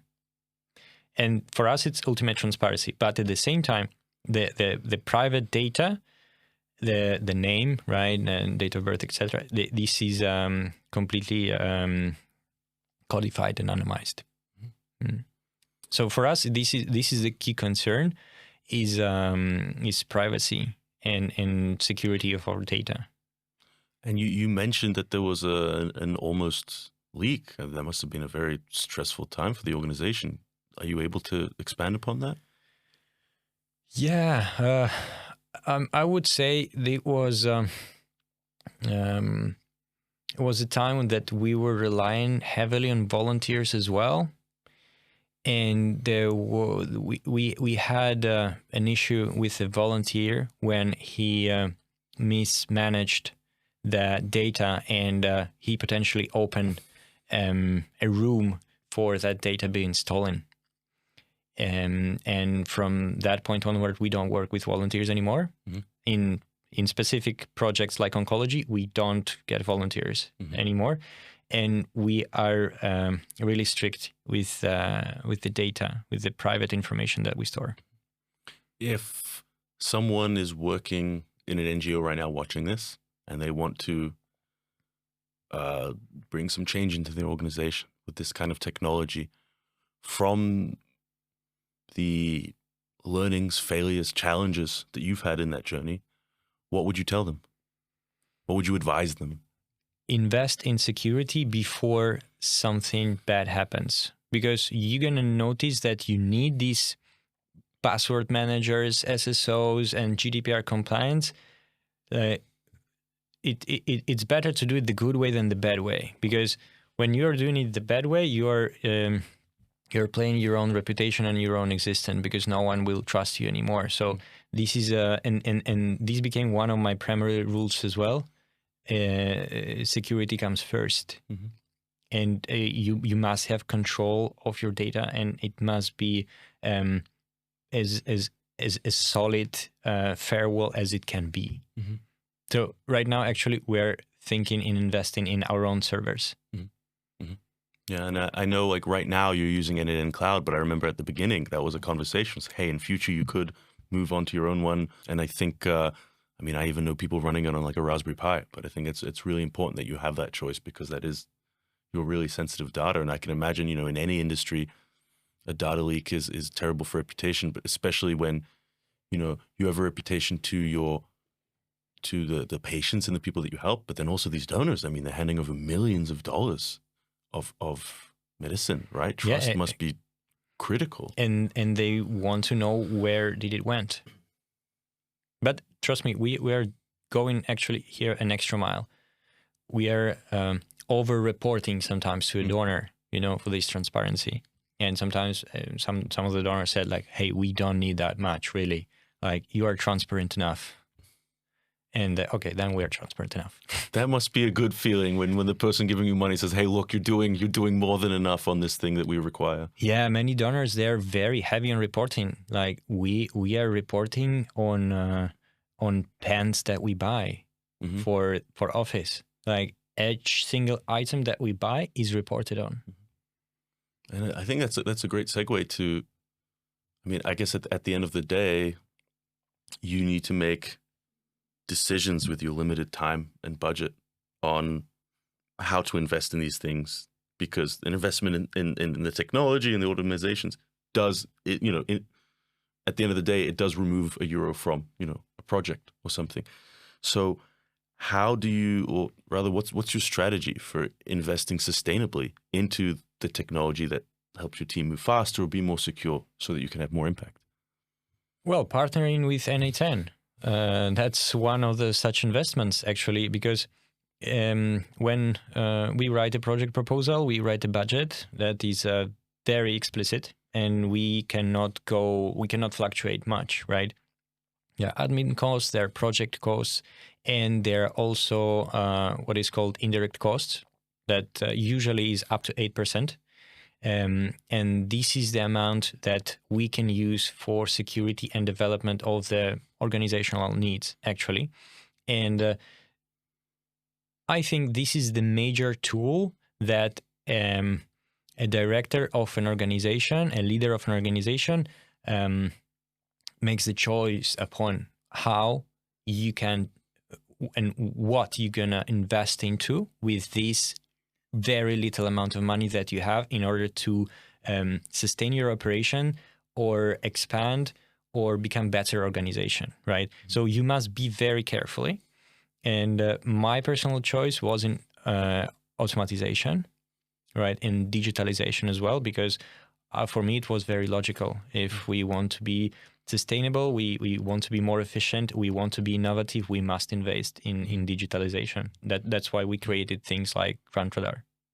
If you work in a consultancy, in a tech company that is the CRM, a SaaS, or anything like this, I'm an employee at a SaaS company, a tech company. I convinced my employer to do this partnership because I thought it's going to be great for the world, great for our product, and great for the organization. So I'm looking at the camera right now. If you're watching this, like, I'm just a guy that helped convince a big organization to do some good. So if you're in an organization, think about how your organization could use its resources, the thing that it builds, that people has access to, and kind of help in a smart way. I think for more impact than just if we had written just a check to a charity and said, hey, here's some money.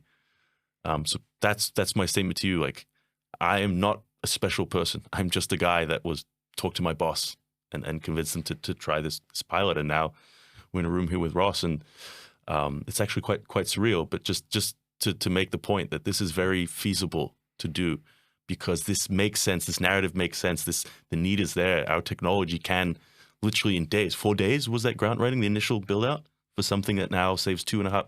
Like that's amazing. 2.5 days, yeah. It's fantastic. And that's a way to donate, actually. Like in Mission Kharkiv, we do work with individual donors and we do accept donations because these are the individual donations are what allow us to invest in such thing like automatization.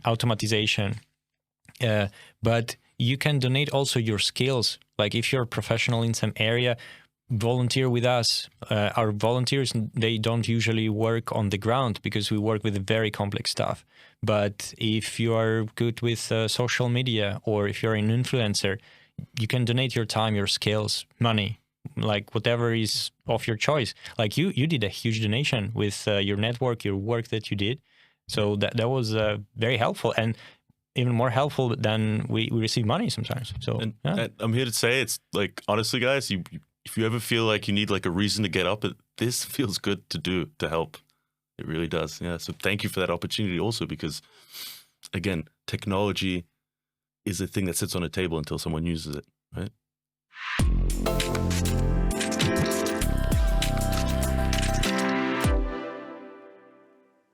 Yeah. So,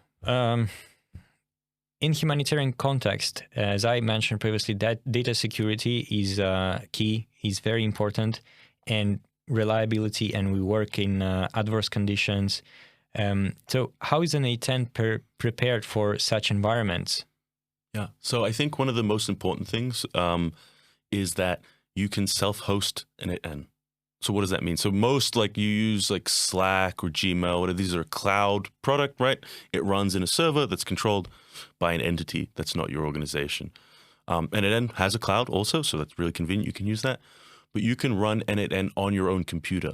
Now, a lot of different software that's on-prem, on-premises, that's another way to say self-hosted, usually needs to phone home for some sort of license server or whatnot. One of the things that, there are some versions of N8N that does need to phone home, but there is a community edition of N8N that can run completely in isolation. So a great example of that is there is, I believe to this day, it's still floating around the world. There is a cruise ship right now floating around the world that has N8N running on a Raspberry Pi, which is about like a $60 computer. There's like $30 version, $100, but a very cheap computer that's about this big. And it's not connected to the internet. It's running in an intranet. There's various services locally that it needs to interact with. It doesn't even touch the internet. We don't know its IP address. We don't know that it exists. And to that point, whenever I quote how many instances of N8N run around the world, I always say, well, this is an underrepresentation. People can turn off telemetry. That is the phone home stuff that gives us some data to understand how a user is using the product to improve it. But that's the biggest thing. I would say, don't trust or lean into some altruism from your vendor, right? Like N8N Cloud is hosted in Microsoft Azure's data centers, right? The best way to, we call it data sovereignty. That's the sort of the topic we're talking about here, but ensure that you have access to data sovereignty. So for example, when we talked about for Mission Kharkiv, we weighed the pros and the cons, and it made sense, I think, for it to be on our cloud product. There's a security team backing it. The various checks were made on data privacy and how all that works, and that made sense for you there. But for example, perhaps you start doing a really critical use case that in an area where the internet could go offline, there I would probably recommend, well, that specific probably will be an N8N instance running on like a $50 computer in the bunker, for example, with another little $50 computer right next to it that turns on when that one fails. Like that's all feasible stuff that one of your, techie volunteers could hack together in a weekend. That sounds like our next automation project, actually. Cool. And if you need that, I'll send you the Raspberry Pi. Definitely, we're interested. Yeah.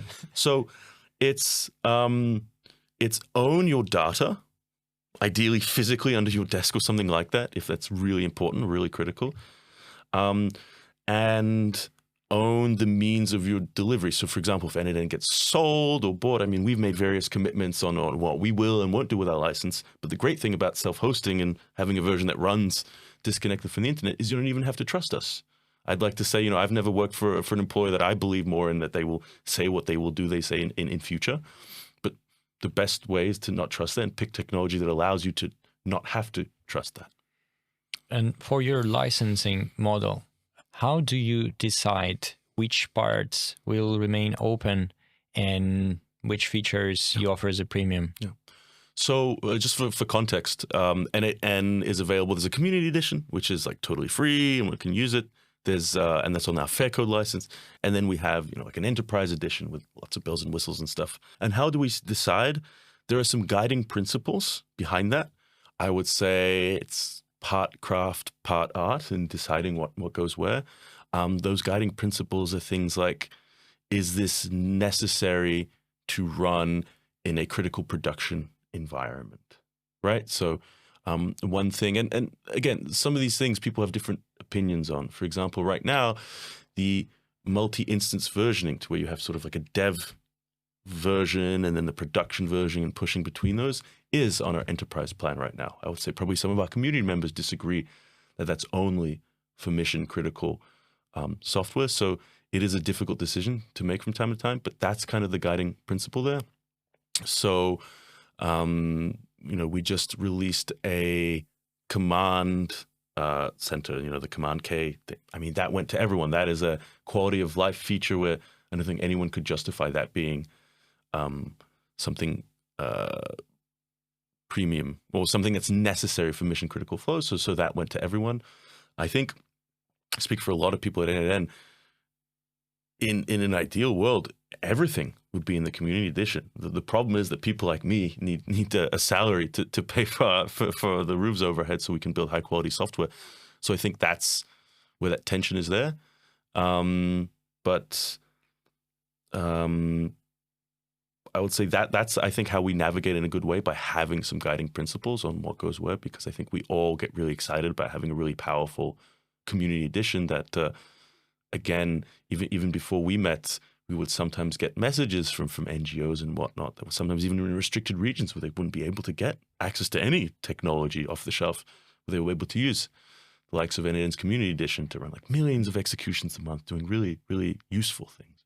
Imagine that somewhere in Ukraine, there is a 15-year-old student who wants to change the world through tech. What is your advice? What should they learn first? I've been thinking about how to reply to this, because I think like the natural thing as Mac, I'm the original flowgrammer. I work for N8N. It's like, go learn automation tool. And that has been my advice for a lot of people. And I've seen a lot of people go from like unemployed or something and like call me 3-6 months later, like, Max. And this is not a hyperbole. It's saying, hey, Max, I'm making like a good 10K a month now revenue, right? But from being unemployed, I almost lost my house. Hey, thanks a lot. So in simple terms, you could learn a tool like N8N and go create value that way. But I think if you're 15, you got a little bit of time still to learn some of the basics and the foundations. But N8N should be among them. Yes, but before that, I think a little bit of human psychology. Here's why. Even work for building is going to become more of a commodity. We ourselves are working on text to workflow. There's billions of dollars of funding working on some kind of like make it easy to build the thing. And we're seeing that on front ends and Lovable, this sort of stuff. The interfaces that you will interact with, that's going to be so much easier to build. You have the likes of Jensen Huang from NVIDIA saying, don't teach your kid how to code. There's people who disagree with that, but there's people who I would say are respectable, saying various technical hard skills that we would say, no problem to a child, go learn this. We're telling them not to. And I think what will remain at the end of all this is still people. There will be stakeholders. There'll be people that you need buy-in on your ideas. There will be people who you need to understand how to talk to discover their problems. Like when you were talking, for you to do your job well, you need to understand what the people need to be able to build a solution for that. If you want to create impact in this world, it's about solving problems, I think.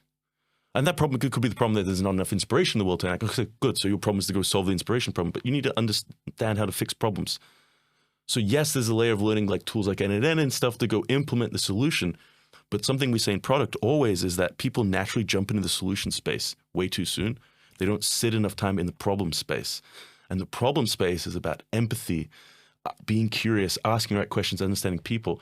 And I myself, everything I do since UX, I see a UX lens, because UX is around designing a user experience. It's the whole world we experience. It's everything I see as a user experience. I go in a restaurant, I'm thinking with a UX lens. Big part of the UX lens is psychology.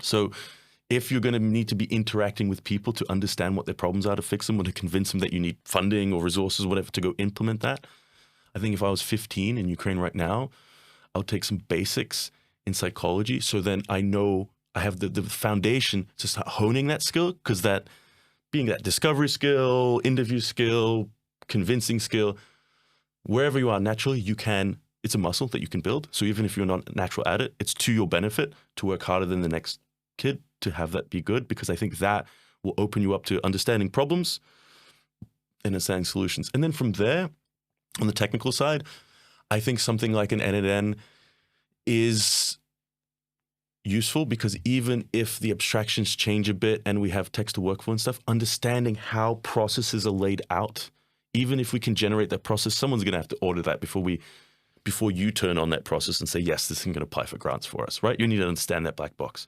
So that's going to be helpful. And then in a more tangible way, I see a lot of people get very different success from working with AIs and LLMs based on how they write with them.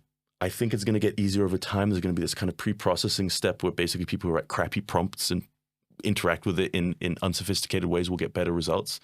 But I think you fundamentally understanding system prompting, or people call it context engineering now, of how to speak with these natural language systems, you're going to be in a better position even when that layer comes in, because you can be more thoughtful in how you use them.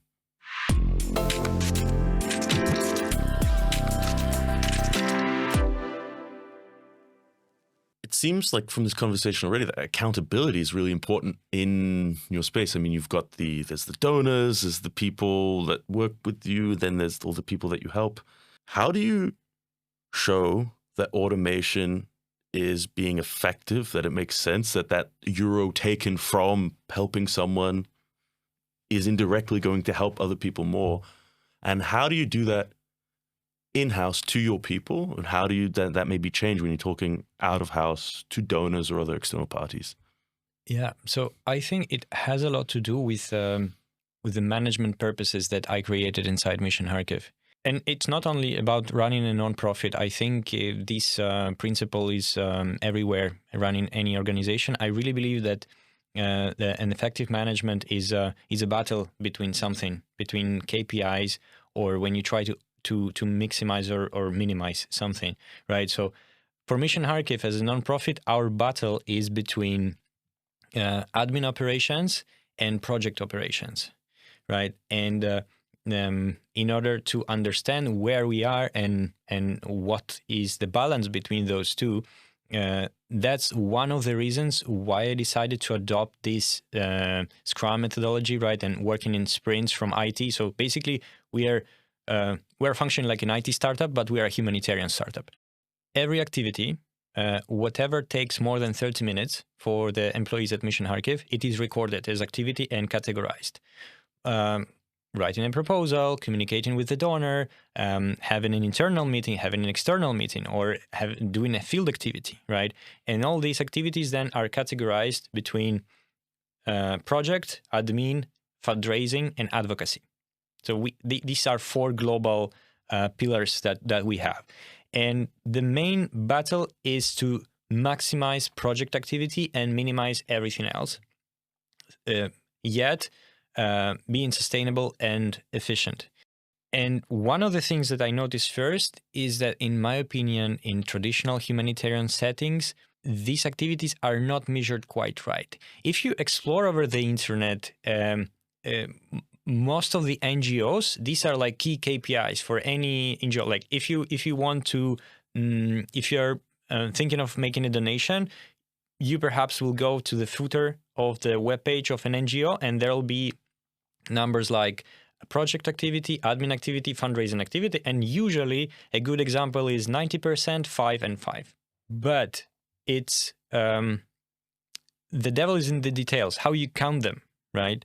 In Mission Kharkiv, we do count them a bit differently. I'll give you an example with, for example, distribution of hygiene kits, right? This is quite simple field activity, but it involves several stages. a part of fundraising, etc., finding a donor for that kit. And first, you must procure the kit, right? And we have our procurement policies. So we contact different suppliers, or we do a tender for procurement.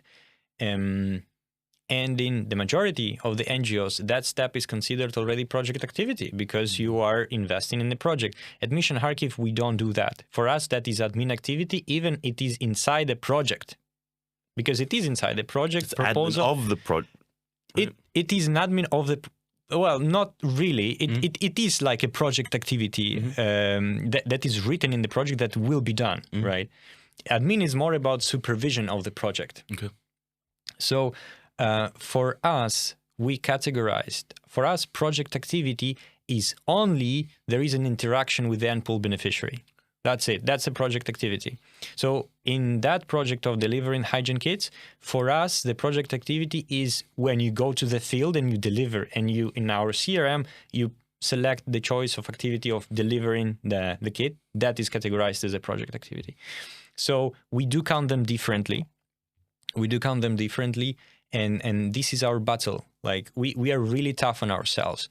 That's why our project activity right now is, I think it's around 65%, but that's just because we being tough on ourselves.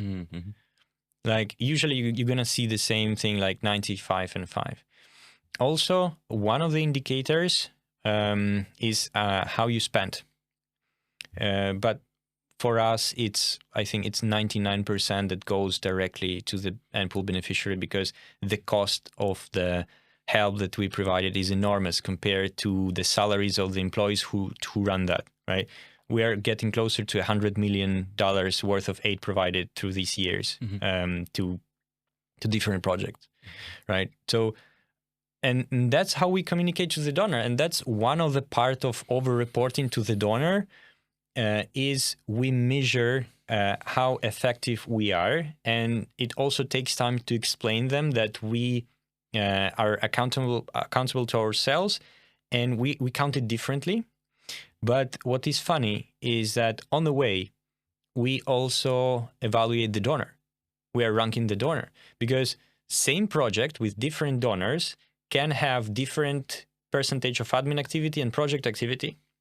Right, so it's always great to compare and get back and say, you know what, we prefer this donor actually, because admin is much more or less with them. They just provide an overhead, basically, because of their ways of working. So there's more overhead from this donor on average than this donor. So this donor is then more preferred because it's they're not more even efficient. overheads. It's not even overheads. It's about communication with the donor and how much activity, admin activity, involves communication with the donor. Because sometimes our accountants are spending days on admin activities with particular donor that requires much more bureaucracy than another donor. So admin activity in that project skyrockets, right? And yeah, that allows to evaluate our effectiveness and also the efficiency of working with the donor. And this is quite challenging to explain to them sometimes, but it's quite fun. So in my own words, it sounds like you have to have an idea, and a rather granular idea, it seems, relative to a lot of your peers in this space, of where your time goes. Because then I guess from there, it's rather easy to show, well, look, this is what the pie chart looked like. We added X, Y, Z automations, processes, tools, and the pie chart has now gone in the right direction. This slice is smaller. That's exactly. I guess, yeah. And you can click on the pie chart and you can go to single activities and even understand how much this activity is part of the admin or of the project, right? And this gives you a lot as a manager, because, okay, if accountancy is taking like 15% of the whole admin activities of the whole project, something is wrong. And this is an indicator we can optimize something. We can automate something. You know, it's funny. This is change a few of the ways you phrase stuff. This is a best practice that we say for any of our enterprise clients or anyone. It's, you can't know the impact of automation, or you can't start to automate if you don't know what your processes are. And a great way to understand your processes, I guess, is if you can meticulously, granularly document what you're doing and how often, you must, that's highly correlated to understanding what your processes are, right? Because you're able to even not just know your processes, but be able to time track in a way that's not so wholly inefficient that you're not just time tracking the whole time. So that means that you kind of have a understanding of those processes. And I've gone into multiple organizations, and sometimes they don't have some dramatic change for the better. And that's almost every single time. It's because they did not understand their processes. And then once they start documenting their processes, they realize how actually messy those processes are. And it's hard to automate something that has no SOP yet, right? Yeah. Yeah, and it is quite difficult, especially in the beginning, because, okay, I need to decipher the whole operations of my organization. And there are many operations, and you start categorizing, then you readjust, readjust.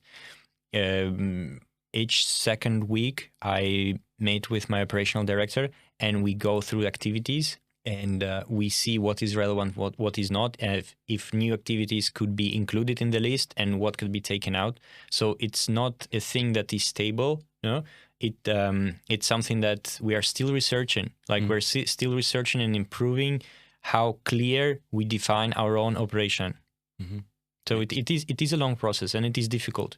But as you said, it's completely mandatory if you want to really understand your own business, your own operations. It's the key. Yeah.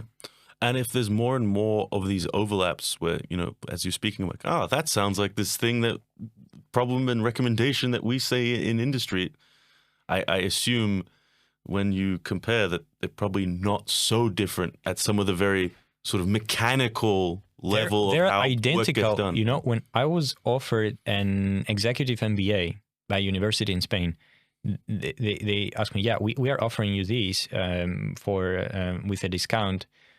But my question was, but this is ex-MBA and I'm running a non-profit. And they explained to me, it is the same. Like the management, it's the same.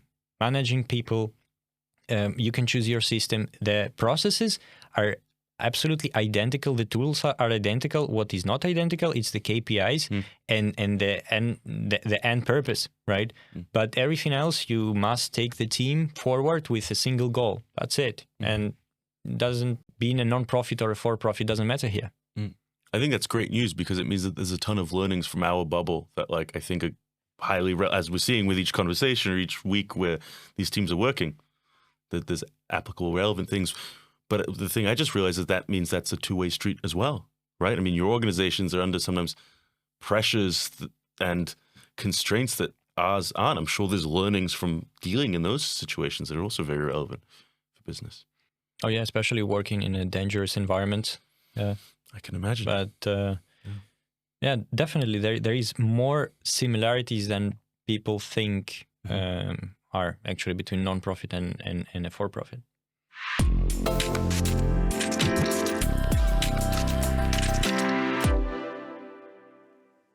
So looking ahead 3-5 years, where do you see automation going, and where will be the focus of NA10? So where do I see automation going?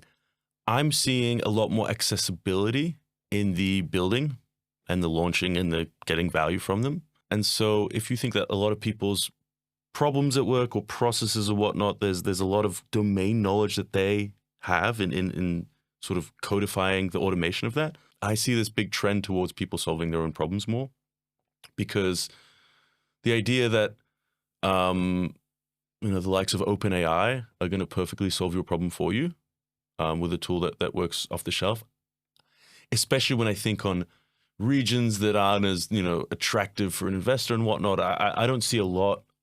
I don't put a lot of stock in that. I see a lot more stock in like people being empowered to solve their own problems and being way more motivated than anyone else to solve that problem, because they stand to benefit from that. So I see the friction of building and getting value from AI and automation to continue to go down, because that's the trend that we're seeing. And there's ROI for the people, the vendors building that to do that. But I think the end result that's really I'm excited about is a lot more people having the feeling that I had some years ago when I automated a process for the first time and did something I didn't think that was possible. Again, engineers feel that all the time, but for all of us that aren't formally, problem solvers or automation creators, that's a feasibility. So I see a lot more of that happening. I see a lot of, when you have to automate processes traditionally, there's a lot of this deterministic thinking, a lot of branches. Okay, in this case, do this, in that case, do that. It can be brittle.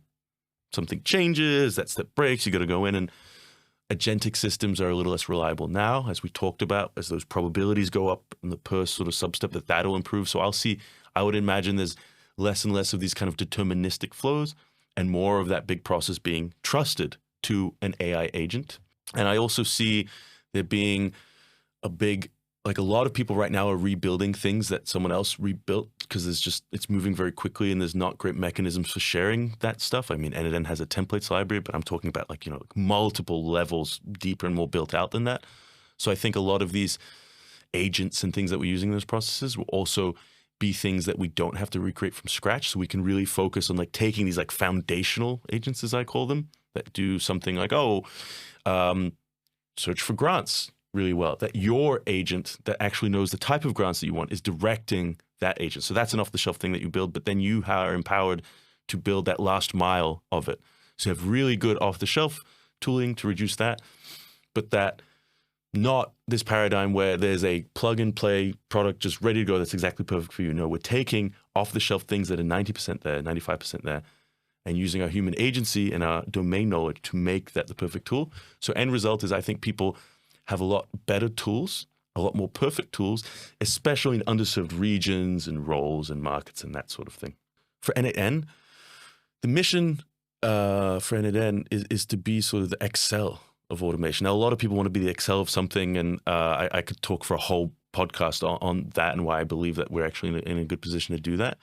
But it's getting it out to the people. Jan, our CEO, was really motivated by, he was in the VFX industry and he knew how to code.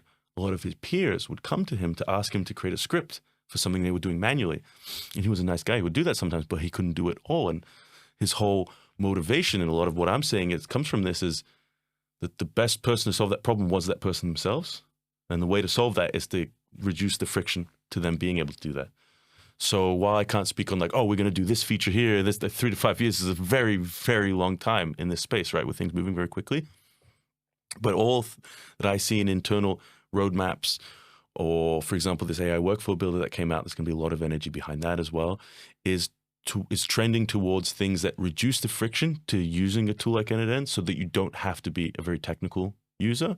I think that the goal there will be that if you are technical, that you can still feel empowered to go even further with that and leverage those skill set that you have, but to continue sort of reducing the floor to entry, but raising the ceiling of what's possible, and definitely not reducing that ceiling.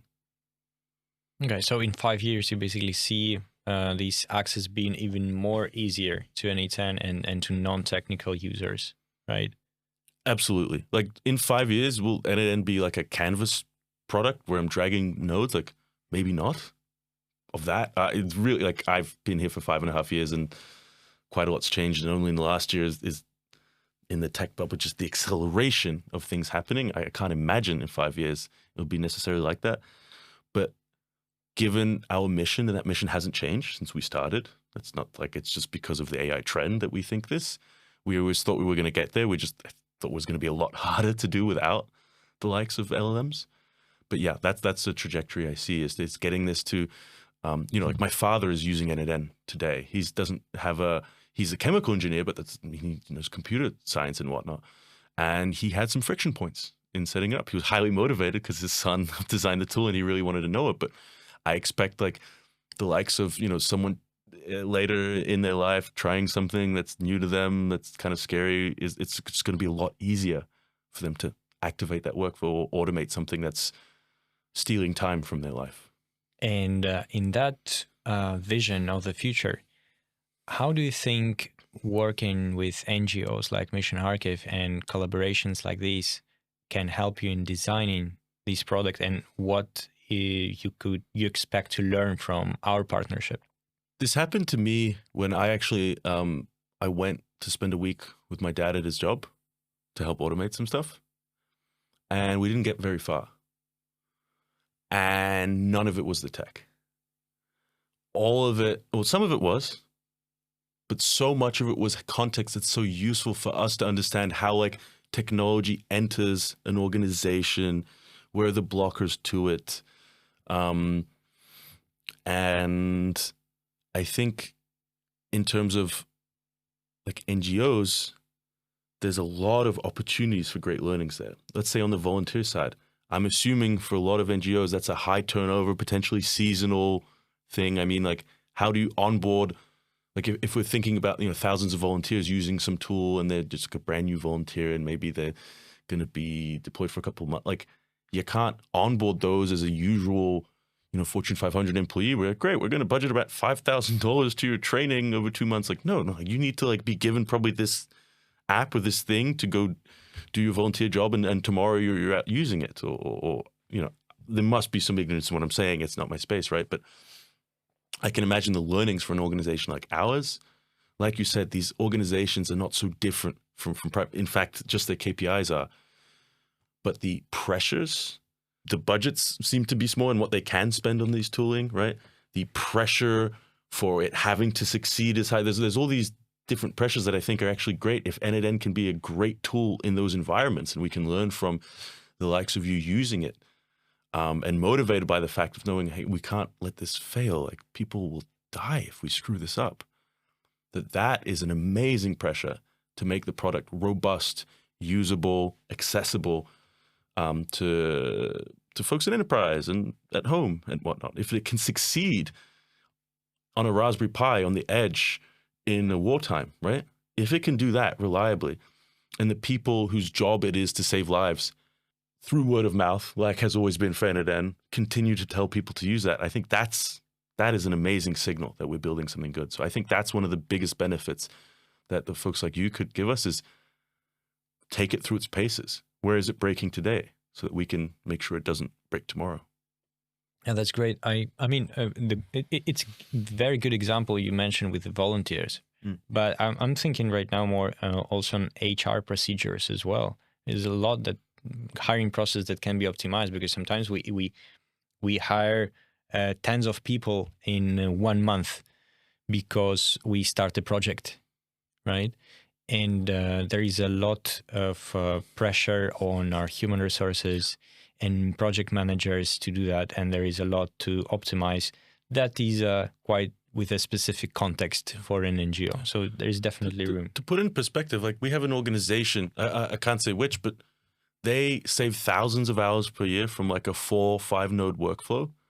And it's like they have a very high turnover seasonal work. So someone getting like, it's not like they're being fired. It's just they were always meant to work for like 2 months. And that happens thousands of times per month, on and off, like being onboarded and offboarded.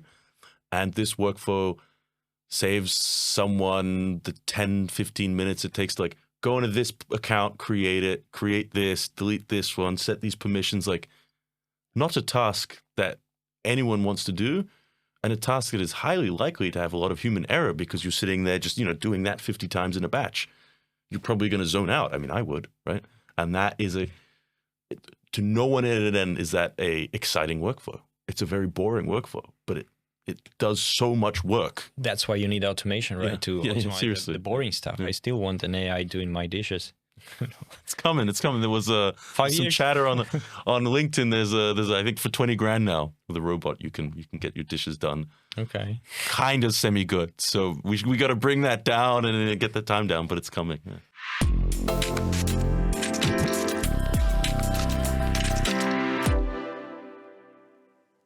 I came to you through some partners and you said, hey, we want to automate some stuff and help you and whatnot.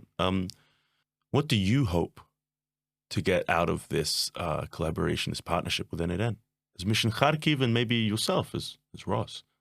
Well, I'm excited to learn more about automation as well. And I really love this feeling when you have clarity on the process. That's, again, probably mathematical background kicking in. But, it's there. It's a deformation. Well, first of all is, as I mentioned, we are not able to find a proper system for us. So the first goal is to build a system that works and that is organically designed just for our operations. So this is definitely the first goal. A second goal perhaps would be to teach other organizations to do the same. Because I know lots of NGOs in Ukraine who are struggling with operations, with processes that are or redundant sometimes, or can be automized at least. Perhaps we, together, we can organize some hackathons with the purpose to solve some problems of these NGOs, or organize workshops and,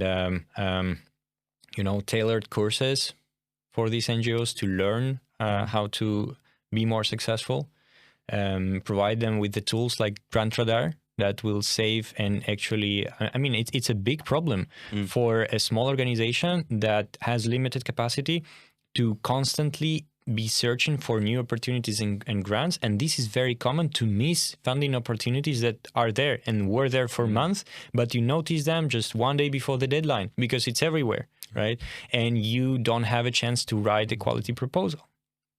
So there is a lot of things that can make life easier for these NGOs in order for them to relieve suffering, to sustain their life-saving operations. So there is an educational part in that, definitely. I would love that collaboration. And as a third, perhaps, would be it would be great to organize a joint innovative project in Ukraine or actually elsewhere, but to think something that is truly innovative and never have been done before in humanitarian affairs, I would love to do that. It's funny. I was telling Russ off camera that this is the one project. Because my colleagues are really busy, in their context. This is the one project. Doesn't matter which department, people ask about. Like, hey, how's that charity project in Ukraine going on? Are we doing some good there? There's this innate intrigue on like, are we? Because they all know this what this technology can do, and they have some idea of the problem out there. But obviously we don't know as much as you. And there's this like wishful, hopeful thinking. It's like, wait, could our tool potentially help the people that help the world? Because that then indirectly means that we're helping the world, right? And who wouldn't want to have that feeling and have that impact? It's all about like a collaboration, like between the points I said, is also about how we can help one another, right? Because we have our own battles, right, inside project and admin, and perhaps at any time you also decide where to invest in the new feature, right? And it is a battle, but the purposes are different essentially. But as we agreed, the structure, the management, the managerial operations are very similar. So I wonder how we can collaborate with such a different long-term goals.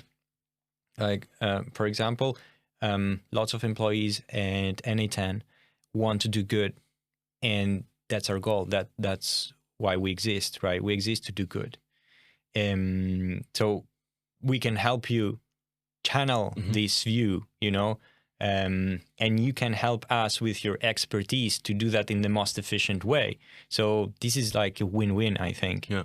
Like we give you extra human purpose, and you give us the right tool. That's how I see collaboration. It's beautiful. Yeah, let's do that by 2030. And to anyone watching this, no, seriously, try it. Try like using like the thing that from like your work job and like apply it to like people doing good. It's one hell of a feeling.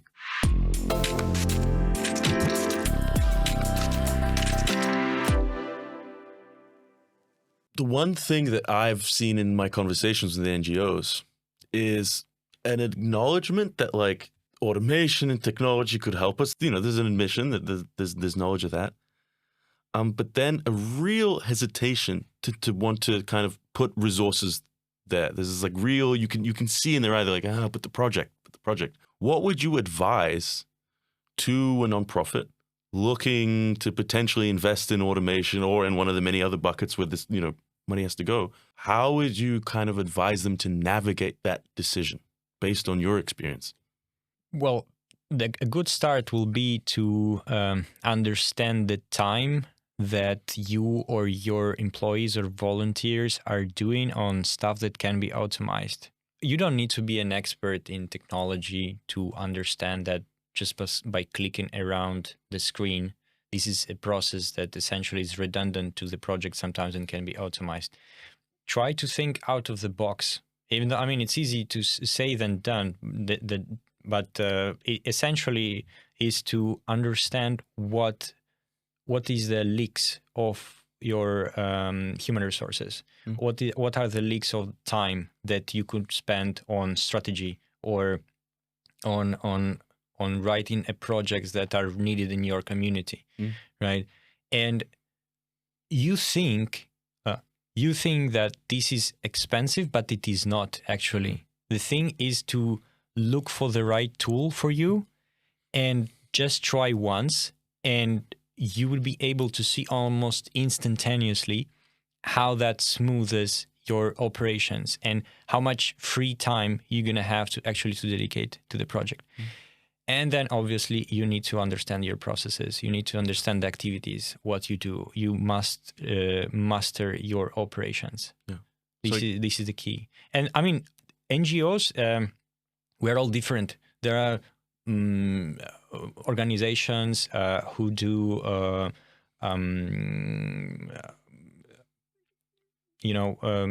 stuff for animals, for cats, for dogs, right?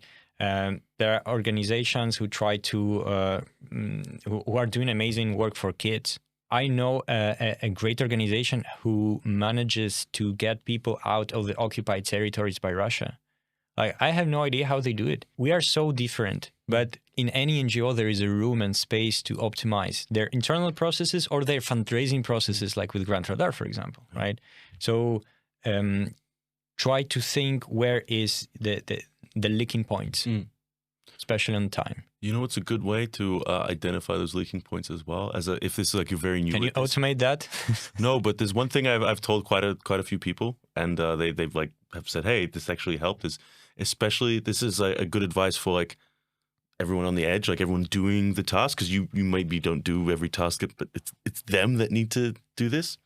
It's imagine you have a panic button under your desk, like at a bank, like the police button, and when you're doing a task.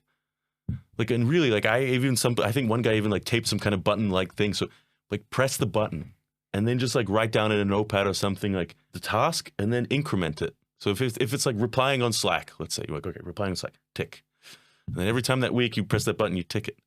And then you end up having basically a list of tasks with, 1, 2, 3, 4, 5. It's like, wow, I pressed the button 15 times this week on that thing. Oh, that's really hard to do.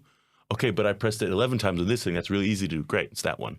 That's the thing you automate, right? Yeah, it's a mental framework. It's not a science, but that can help, especially when you're like, well, what to automate? The basics a lot of us can think of, but it's a muscle. It's a muscle that gets better over time. Yeah. Also, together with the button, you could place the phone of your line manager, and as many times as you call your line manager, or if you're a line manager, right, yourself, how many calls you receive for pieces of work that can be automated, right? And you are not getting contacted then, right?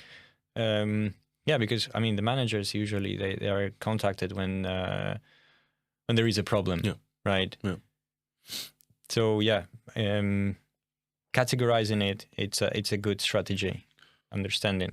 One thing specifically, because you touched on this, you said you tried like 5 different solutions from spaces that should have been relevant, that should have worked, right? And what led you to your journey to say, okay, no, we're going to have to build it. What's your advice for these NGOs when they're thinking about build versus buy? Because obviously if something does exist that solves the problem, it is going to be more effort to build it. I'll say that just someone that is very often seeing this build versus buy in corporates.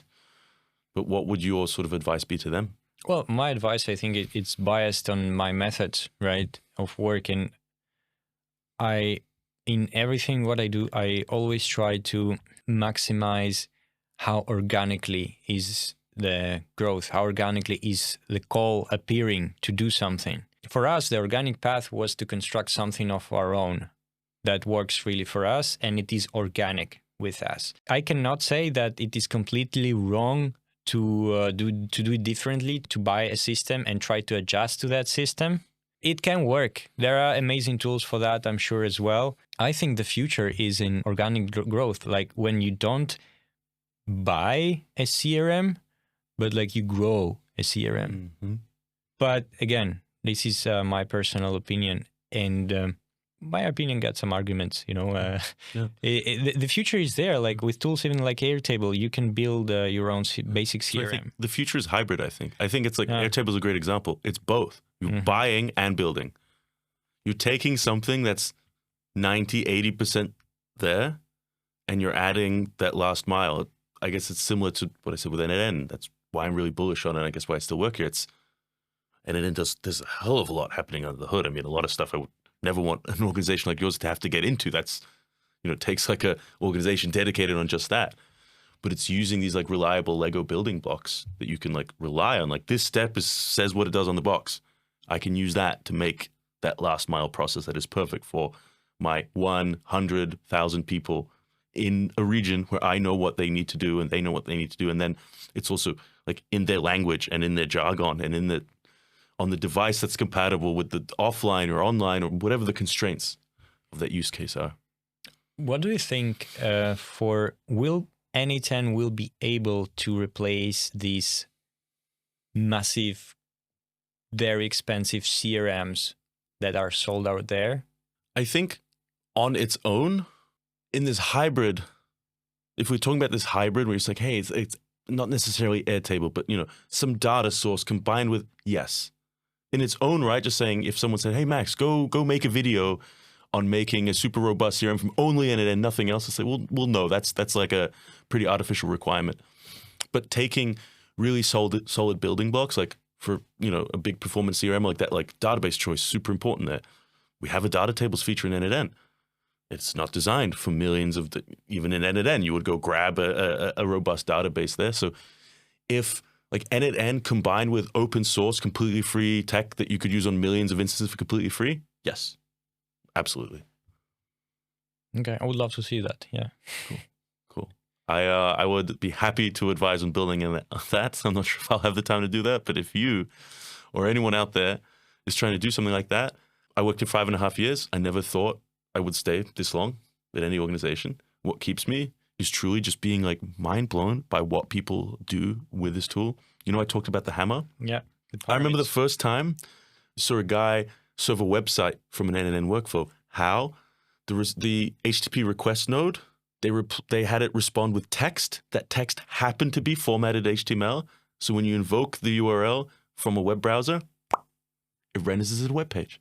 We were mind blown. We now have steps and nodes that help you in some ways do that more. But that blew our minds. We were like, this was never designed to return a web page. Now, I'm not saying that's maybe your go-to if you want to serve a simple web page, but I've used it in that way in so many different use cases where it was an automation. All I need is to show a quick result to the user. And this was before we had our form stuff and whatnot, but that was possible. So yeah, with some scrappiness, knowing your SOPs, and using like robust open source tools along with like N8N as that like logic glue there, yeah, I'm really confident you could have a good performant CRM that is like actually designed for the person sitting there. And really with this AI assistance and generation, up into the point where an organization even smaller than yours could be making that perfect, at least that front end of that, literally for this person is a little different from this person because their jobs are slightly different, or maybe their brains are slightly different. Maybe they think in a different way, a better way.